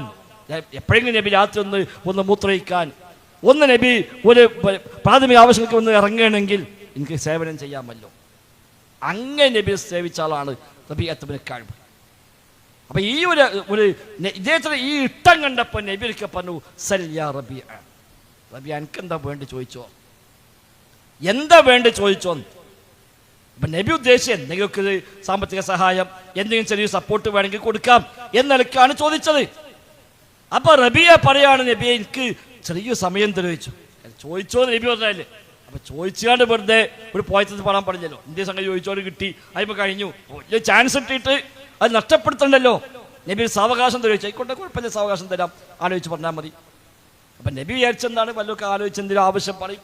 ഇദ്ദേഹം പറഞ്ഞു, ഞാനിങ്ങനെ ആലോചിച്ചു, എല്ലാ സംഗതി ആലോചിച്ചു. എന്താ ഇപ്പം ചോദിക്കുക? ഞാൻ പലതും ആലോചിച്ചു. അപ്പം എനിക്ക് മനസ്സിലായി, ദുന്യാവിടെ ഏത് കാര്യം ചോദിച്ചാലും അതിപ്പോൾ ഇന്നല്ലെങ്കിൽ നാളെ അവിടെ കഴിഞ്ഞു പോകും, അവിടെ കാര്യമില്ല. അപ്പം എന്നാ പിന്നെ പരലോകമാണ് നല്ലത്. അങ്ങനെ ഞാൻ വന്നു. നബിയോട് പറഞ്ഞു, നബി എനിക്കൊരാഗ്രഹമുണ്ട്, നിങ്ങളെ കൂടെ സ്വർഗത്തിൽ കൂട്ടുകാരനാവണം. അസ്അലുക മുറാഫഖതക ഫിൽ ജന്ന, നബിയെ നിങ്ങളോടൊപ്പം സ്വർഗത്തിൽ കൂട്ടുകാരനാവണം. അപ്പം നബി ചോദിച്ചു, അബഗൈറദാലിക്, ഇതല്ലാത്തൊന്നും ചോദിക്കാനല്ലേ ചോദിച്ചു. ഇതല്ലല്ലോ ചോദിക്കാൻ പറഞ്ഞത്. ഇല്ല നബി, എനിക്കിത് മതി. അപ്പം നബി ചോദിച്ചു, ആരാ എന്നോട് പറഞ്ഞത് ഇത് ചോദിക്കാൻ? ആരും പറഞ്ഞല്ല നബി. ഞാൻ ഇങ്ങനെ ആലോചിച്ച് നോക്കുമ്പോൾ ദുന്യാവിടെ എന്ത് കാര്യം ചോദിച്ചിട്ടും കാര്യമില്ല, അതിപ്പം ആട് കഴിഞ്ഞു പോകും, പിന്നെന്താ കാര്യമുള്ളത്? അപ്പം എനിക്ക് തോന്നി പരലോകമാണല്ലോ കാലാകാലം ഉണ്ടാവുക, എനിക്ക് അവിടുത്തെ മതി, അതുകൊണ്ടാണ് ഞാൻ ചോദിച്ചത്. അപ്പം നബി പറഞ്ഞു, അലാ ദാലിക ബികസ്റത്തി സുജൂദ്, നീ സുജൂദ് ധാരാളമായി ചെയ്തോ, അഥവാ ധാരാളമായി നിസ്കരിച്ചോ, നിസ്കാരം വർദ്ധിപ്പിച്ചോ, അങ്ങനെ നീ എന്നെ സഹായിക്കുക എന്നാണ് പറഞ്ഞത്. മറ്റൊരു റിപ്പോർട്ടിൽ കാണാൻ, നബിയെ നിങ്ങൾ പ്രാർത്ഥിക്കണം, നിങ്ങളൊപ്പം സ്വർഗത്തിലേക്ക് എത്താൻ, നരകത്തിൽ രക്ഷപ്പെടാൻ നബിയെ നിങ്ങൾ ദുആ ചെയ്യണം നബിയെ എന്നാണ് ആവശ്യപ്പെട്ടത്. അപ്പൊ നബി പറഞ്ഞു, ഇന്നി ഫാഇലുൻ, ഞാൻ ചെയ്യാം, അഥവാ ദുആ ചെയ്യാം, എന്നെ നരകത്തിൽ രക്ഷപ്പെടുത്തി സ്വർഗത്തിലേക്ക് എത്തിച്ച് നിങ്ങളെ കൂട്ടുകാരനാക്കാൻ നിങ്ങൾ ദുആ ചെയ്യണം, ഞാൻ ചെയ്യാം എന്ന് പറഞ്ഞുവെന്ന് മറ്റൊരു റിപ്പോർട്ടിൽ കാണാം. ഇതാണ് സ്വഹാബത്തിന്റെ മനസ്സ്. ആ ഒരു ആഗ്രഹം സഹോദരൻ നമുക്കും വേണം. റസൂലുള്ളാഹിനെ കാണണം, റസൂലുള്ളാഹിനെ കൂടെ കൂടണം, നബിയുടെ ചരിത്രം വായിക്കുക, നബിയുടെ സ്വഭാവത്തെക്കുറിച്ച് പഠിക്കുക, നബിയുടെ ഹദീസുകൾ പഠിക്കുക. അത് വല്ലാത്തത്. ഹദീസ് പണ്ഡിതന്മാർക്ക് പറയാം, നബിയുടെ കൂടെ ജീവിച്ച പ്രതീതി. ഓരോ ഹദീസുകളെ വായിക്കുമ്പോഴും ഖദ റസൂലുള്ളാഹി പറയുമ്പോൾ നബിയുടെ ഇങ്ങനെ കൂടെ ജീവിക്കുന്ന ആ പ്രതീതി. നമ്മളിപ്പോൾ ആരംഭിച്ച ദാറുൽ ഹദീസ് ഉണ്ട്, നമ്മൾ കുട്ടികളെപ്പോഴും പറയും, ദാറുൽ ഹദീസ് ഇരിക്കുമ്പോൾ കിട്ടുന്ന ഒരു അനുഭൂതി. ദാറുൽ ഹദീസ് ഒരു ദിവസം 100 ഹദീസ് പഠിക്കാം, 100 ഹദീസ് ഒരു ദിവസം പഠിക്കാം. അതിങ്ങനെ നബി പറഞ്ഞു, ഈ സ്വഹാബി കേട്ടു, ഈ താബി കേട്ടു, ഈ താബി കേട്ടു, ഈ കിതാബ് ഈ ഇമാം റിപ്പോർട്ട് ചെയ്തു എന്ന് പറഞ്ഞ് നബിൻ്റെ വാക്ക്, നബിയുടെ പ്രവൃത്തി ഇങ്ങനെ നേരം വെളുത്ത് വൈകുന്നേരം രാത്രി വരെ ഇതിങ്ങനെ വായിക്കുമ്പോൾ വല്ലാത്തൊരു സന്തോഷം, വല്ലാത്ത അനുഭൂതി, നബി ഞങ്ങളുടെ കൂടെ ജീവിക്കുന്ന പോലുള്ള ഒരു ഫീലിംഗ്. അതാ ഹദീസിൻ്റെ പ്രത്യേകത. അതുകൊണ്ടാണ് മുഹദ്ദിസീങ്ങൾ, ഹദീസ് പണ്ഡിതന്മാർ ഹദീസിനെ സേവ ചെയ്യാൻ ഇറങ്ങിയത്. അങ്ങനെ നബിയെ സ്നേഹിക്കാൻ സഹോദരങ്ങളെ നമുക്കൊന്ന് പരിശ്രമിച്ചൂടെ? ഇത് റബീഉൽ 12 കൂടി നിസ്കാരം കൂടി ഇല്ലാതെയാണ് പലപ്പോഴും ജാഥ പോകുന്നത്. നട്ടപ്പാതിരെ വരെ പാട്ടും കൂത്തുമായി മദ്രസയിൽ കൂടി 12 മണിക്കും 1 മണിക്കും 2 മണിക്കും കഴിഞ്ഞ് പോയിട്ട് സുബഹി പോലും നിസ്കരിക്കാതെ കിടന്നുറങ്ങുകയാണ് പല സഹോദരിമാരും പല കുട്ടികളൊക്കെ. എന്തിനത്? നബിയെ സ്നേഹിക്കാൻ. ഇതാണോ സ്നേഹം? നമുക്കൊന്ന് തിരിച്ചാലോചിച്ചൂടെ? എന്താണോ, എങ്ങനെയാണോ എൻ്റെ ഹബീബിനെ ഞാൻ സ്നേഹിക്കേണ്ടത്? ഒന്ന് പഠിക്കണം. ഹബീബിൻ്റെ ചരിത്രം പഠിച്ചാൽ മാത്രം വേറൊന്നും വേണം. നബി നിങ്ങളുടെ ചരിത്രം പഠിക്കാം. ഈ കള്ളക്കഥല്ല, ശരിയായ ചരിത്രം രേഖപ്പെടുത്തിയ ഇഷ്ടം പോലെ പുസ്തകങ്ങളുണ്ട്, ഇഷ്ടം പോലെ പ്രസംഗമുണ്ട്. ഖാദി ഇയാദ് എഴുതിയ അശ്ശിഫ എന്ന കിതാബുണ്ട്. അശ്ശിഫ ബിഹുഖൂഖി ദാരിൽ മുസ്തഫ, ബിഹുഖൂഖിൽ മുസ്തഫ, അശ്ശിഫ ബിഹുഖൂഖിൽ മുസ്തഫ എന്ന പേരിൽ ഖാദി ഇയാദ് റഹിമഹുല്ലാഹ് എഴുതിയ കിതാബ് ഇന്നും പണ്ഡിതന്മാർ പറയാണ്, ആ കിതാബ് വായിച്ചാൽ നബിൻ്റെ കൂടെ ഇങ്ങനെ ജീവിക്കുന്ന വല്ലാത്തൊരു പ്രതീതി, നബിയോട് ഇഷ്ടം കൂടും, നബിയോട് വല്ലാത്തൊരു മഹബത്ത് വർദ്ധിക്കും. ഇപ്പോഴും മദീന പള്ളിയിലെ ഇമാമ കൂടിയായ ഹസൻ ബുഖാരി റഹിമഹുല്ലാഹ് അദ്ദേഹം ഷിഫ കിതാബ് എടുത്ത് കഴിഞ്ഞു യൂട്യൂബിൽ. അദ്ദേഹം പറയുന്നത് അത് വായിക്കുമ്പോൾ കിട്ടുന്ന അനുഭൂതി, നബിയുടെ ഓരോ കാര്യങ്ങളും, നബിയുടെ ഡ്രസ്സ്, നബിയുടെ ചെരുപ്പ്, നബിയുടെ മുടി, നബിയുടെ എല്ലാ സംഗതികളും. ഇമാം തിർമിദിയുടെ അശ്ശമാഇദുൽ മുഹമ്മദിയ്യ സമാനമായ കിതാബാണ്. അശ്ശമാഇദുൽ മുഹമ്മദിയ്യ, ആ കിതാബ് ഇങ്ങനെ വായിച്ചാൽ നബിയുടെ താടി രോമത്തിന് എത്ര രോമം നരച്ചു എന്ന് അതിൽ പറയുന്നുണ്ട്. നബിയുടെ മൂക്കിന്റെ തലപ്പ് ഇങ്ങനെ കൂർത്തിട്ടാണോ അല്ലേ അതിൽ പറയുന്നുണ്ട്. നബിയുടെ കണ്ണിന്റെ പുരിക ഇവിടെ ഇങ്ങനെ നിന്നിട്ടാണോ അല്ലേ അതിൽ പറയുന്നുണ്ട്. നബിയുടെ കൈയിന്റെ, കാലിന്റെ, വിരലിന്റെ തുമ്പുകൾ ഓരോ വിരൽ എങ്ങനെയായിരുന്നു, അതിൽ തുമ്പ് എങ്ങനെയായിരുന്നു അതിൽ പറയുന്നുണ്ട്. ശമാഇലുൽ മുഹമ്മദിയ്യ, നബിതങ്ങളുടെ ശമാഇൽ, ഇതൊക്കെ സഹിയായ ഹദീസ് മാത്രം അടിസ്ഥാനമാക്കി പണ്ഡിതന്മാർ ക്രോഡീകരിച്ച കിതാബുകളാണ്. അതൊക്കെ ഒന്ന് വായിക്കാൻ, പഠിക്കാൻ പരിശ്രമിച്ചാൽ ഈ കപട സ്നേഹവും ഇതിനെ പേരുള്ള കച്ചവടങ്ങളും ഇതിനെ പേരുള്ള തട്ടിപ്പുകളും അതൊന്നുമല്ല സ്നേഹം എന്ന് മനസ്സിലാവും. ഇവിടെ ഇപ്പോൾ ആകെ കടം വീടാളൊരു മാസം മൂല്യന്മാർക്ക് റബ്ബില്ല, വേറൊന്നുമല്ല. കടപ്പഞ്ഞ് മൂലമായി കടം വാങ്ങി തുടങ്ങും. റബീലവല് വീട്ടാന്നറിയാം. അതിന് ചങ്ങായിമാരെ പണിയെടുക്കാൻ പോയപ്പോൾ ഇത് ഈ റസൂലുള്ളാഹിന്റെ പേരിൽ വേണോ ഈ തട്ടിപ്പൊക്കെ? അതുകൊണ്ട് നബിയെ ഒന്ന് മര്യാദക്ക് പഠിക്കാൻ നമ്മൾ തയ്യാറാവുക. എൻ്റെ ഹബീബ് ആരായിരുന്നു? റഹീഖുൽ മഖ്തൂം, ഇന്ത്യക്കാരൻ എഴുതിയ കിതാബാണ്. ഫൈസലാബാദ് കിട്ടിയ കിതാബ് റഹീഖുൽ മഖ്തൂം. നബിതങ്ങളുടെ ചരിത്രത്തെ ശരിയാമണ്ണം അദ്ദേഹം പഠിച്ചു കാണിച്ച കിതാബ്. അതൊക്കെ വായിച്ചു നോക്കിയാൽ അത് അറബിയിലുണ്ട്, അതിന് മലയാള പരിഭാഷ ഉണ്ട്, ഇംഗ്ലീഷ് പരിഭാഷ ഉണ്ട്, അതിന് ക്ലാസ്സുകൾ യൂട്യൂബിൽ ലഭ്യമാണ്. ഇതൊക്കെ ഒന്ന് എടുത്ത് കേട്ട് നോക്കിയാൽ തന്നെ അറിയാതെ ആ ഹബീബിനോട് ഇഷ്ടം വർദ്ധിക്കും. അപ്പം രാവിലെ എണീക്കും, സുബഹിക്ക് പള്ളി കണ്ട് പോകാൻ കഴിയും, പിന്നെ അവിടെ കിടക്കാൻ പറ്റില്ല. അപ്പം നമ്മളെ വസ്ത്രത്തിൽ വേഷത്തിൽ എല്ലാം മാറ്റം വരും. എല്ലാം സ്വഹാബികൾ പറയും, നബി ഇങ്ങനെ ഭക്ഷണം കഴിക്കുമ്പോൾ ഒരു നോക്കി നിൽക്കുക, നബി എവിടുന്ന് എടുക്കണ്, എങ്ങനെ എടുക്കണ്. അനുസൃതമായി പറയും, നബി ഒരിക്കല് ചെരങ്ങ കൊണ്ടുവച്ചപ്പോൾ നബി ഇങ്ങനെ ആവേശപൂർവ്വം തിന്നിട്ട് ചെരങ്ങ. അദ്ദേഹം അന്ന് മുതൽ എനിക്ക് ചെരങ്ങ വല്ലാത്ത ഇഷ്ടായി. സുബ്ഹാനല്ലാഹ്, കണ്ടോ? നബി ഇങ്ങനെ വല്ല താല്പര്യത്തിൽ ചെരങ്ങുന്നുണ്ടപ്പോൾ അവർ നബിക്ക് ഇഷ്ടമാണോ എന്നാൽ എനിക്കും ഇഷ്ടം. അന്ന് മുതൽ എനിക്ക് ചെരങ്ങ വല്ലാത്ത ഇഷ്ടമായി മാറി എന്ന് അനുസൃതം പറയാം. അങ്ങനെ സ്വഹാബികൾ സ്നേഹിച്ചത്. അതിപ്പോൾ നമ്മോട് മാതൃകയാക്കാൻ പറഞ്ഞ കാര്യമാണോ? അല്ല. എന്നാലും എൻ്റെ ഹബീബ് അങ്ങനെയാണ്. എൻ്റെ ഹബീബിൻ്റെ രീതി അതാണ്. എൻ്റെ ഹബീബിൻ്റെ വേഷം അങ്ങനെയാണ്. എൻ്റെ ഹബീബിൻ്റെ സംസ്കാരം അങ്ങനെയാണ്. എൻ്റെ ഹബീബിൻ്റെ അധ്യാപനം അങ്ങനെയാണ്. അതൊക്കെ പഠിച്ച് അതിങ്ങനെ പാടിക്കുമ്പോൾ ഓന് എന്നും റബീലവലാണ്, കൊല്ലം മുഴുവനും. അവന് എന്നും റബീലവന്, എന്നും വസന്തമാണ്, എന്നും നബിയുടെ കൂടെയാണ്. രാവിലെ എഴുന്നേൽക്കുമ്പോൾ അൽഹംദുലില്ലാഹി ഹയ്യാന ബഅദ മാ അമാത. എൻ്റെ ഹബീബ് അങ്ങനെ എഴുന്നേറ്റത്. എൻ്റെ ഹബീബ് ഓർക്കുന്ന എഴുത്തപ്പോൾ ചൊല്ലിയിട്ടുണ്ട്. ഞാനും അങ്ങനെയാണ്. ബാത്റൂമിൽ കടക്കുമ്പോൾ ഇടത്തേ കാലിച്ചണ്ട് ഇറങ്ങും. എന്താ പറയുക, ഇടത്തേ കാല് വെക്കണ്? എൻ്റെ ഹബീബ് അങ്ങനെയായിരുന്നു. കഴിഞ്ഞ് പുറത്തേക്ക് പോരുമ്പോൾ വലത്തേ കാല് വെച്ച് പുറത്തേക്ക് പോരും. എന്തൊരു ഒരു സ്പെഷ്യൽ ഇങ്ങനെ, എൻ്റെ ഹബീബ് അങ്ങനെയായിരുന്നു. വീട്ടിൽ നിന്ന് ഇറങ്ങുമ്പോൾ ഇടത് കാല് വെച്ചാണ് ഇറങ്ങും. പള്ളിയിൽ പോയി കയറുമ്പോൾ വലത്തേ കാല് വെച്ചാണ് കയറും. ഇറങ്ങുമ്പോൾ ഇടത്തേ കാല് വെച്ച് ഇറങ്ങും. എന്താ അപ്പം ഇങ്ങനെ? എൻ്റെ ഹബീബ് അങ്ങനെയാണ്. കുപ്പായം ഇടുമ്പോൾ വലത്തേ കൈ ആദ്യം ഇടും. വസ്ത്രം ധരിക്കുമ്പോൾ, തൊഴിലെടുക്കുമ്പോൾ, പാൻ്റ് ഇടുമ്പോൾ വലതു ഭാഗം ആദ്യം ധരിക്കും. മുടി വാരുമ്പോൾ പോലും ചീർപ്പ് കീശി തീർത്ത് മുടിന് വാരുമ്പോൾ വലതു ഭാഗം ആദ്യം വാരുള്ളൂ. അതെന്തേ അങ്ങനെ? എൻ്റെ ഹബീബ് അങ്ങനെയായിരുന്നു സല്ലല്ലാഹു അലൈഹി വസല്ലം. അങ്ങനെ സ്നേഹിക്കാൻ പഠിച്ചാൽ സഹോദരന്മാരെ, പിന്നെ അതിലും വല്ല സ്നേഹം വേറെന്താ? ഇതൊന്നുമില്ലാതെ ഷിയാക്കൾ ഉണ്ടാക്കിയ ഈ തട്ടിപ്പിൻ്റെ പിന്നാലെ നമ്മൾ പെട്ടുപോകേണ്ട വല്ല കാര്യമുണ്ട്? അതുകൊണ്ട് ആഴ്ച നാലാക്കി വല്ല കാര്യലാഭം ഉണ്ടെങ്കിൽ ഉണ്ടാക്കുക എന്നല്ലാതെ അതിൻ്റെ പിന്നെ നമ്മളെ പരലോകം നഷ്ടപ്പെടുത്തുന്ന ആവശ്യമുണ്ടോ?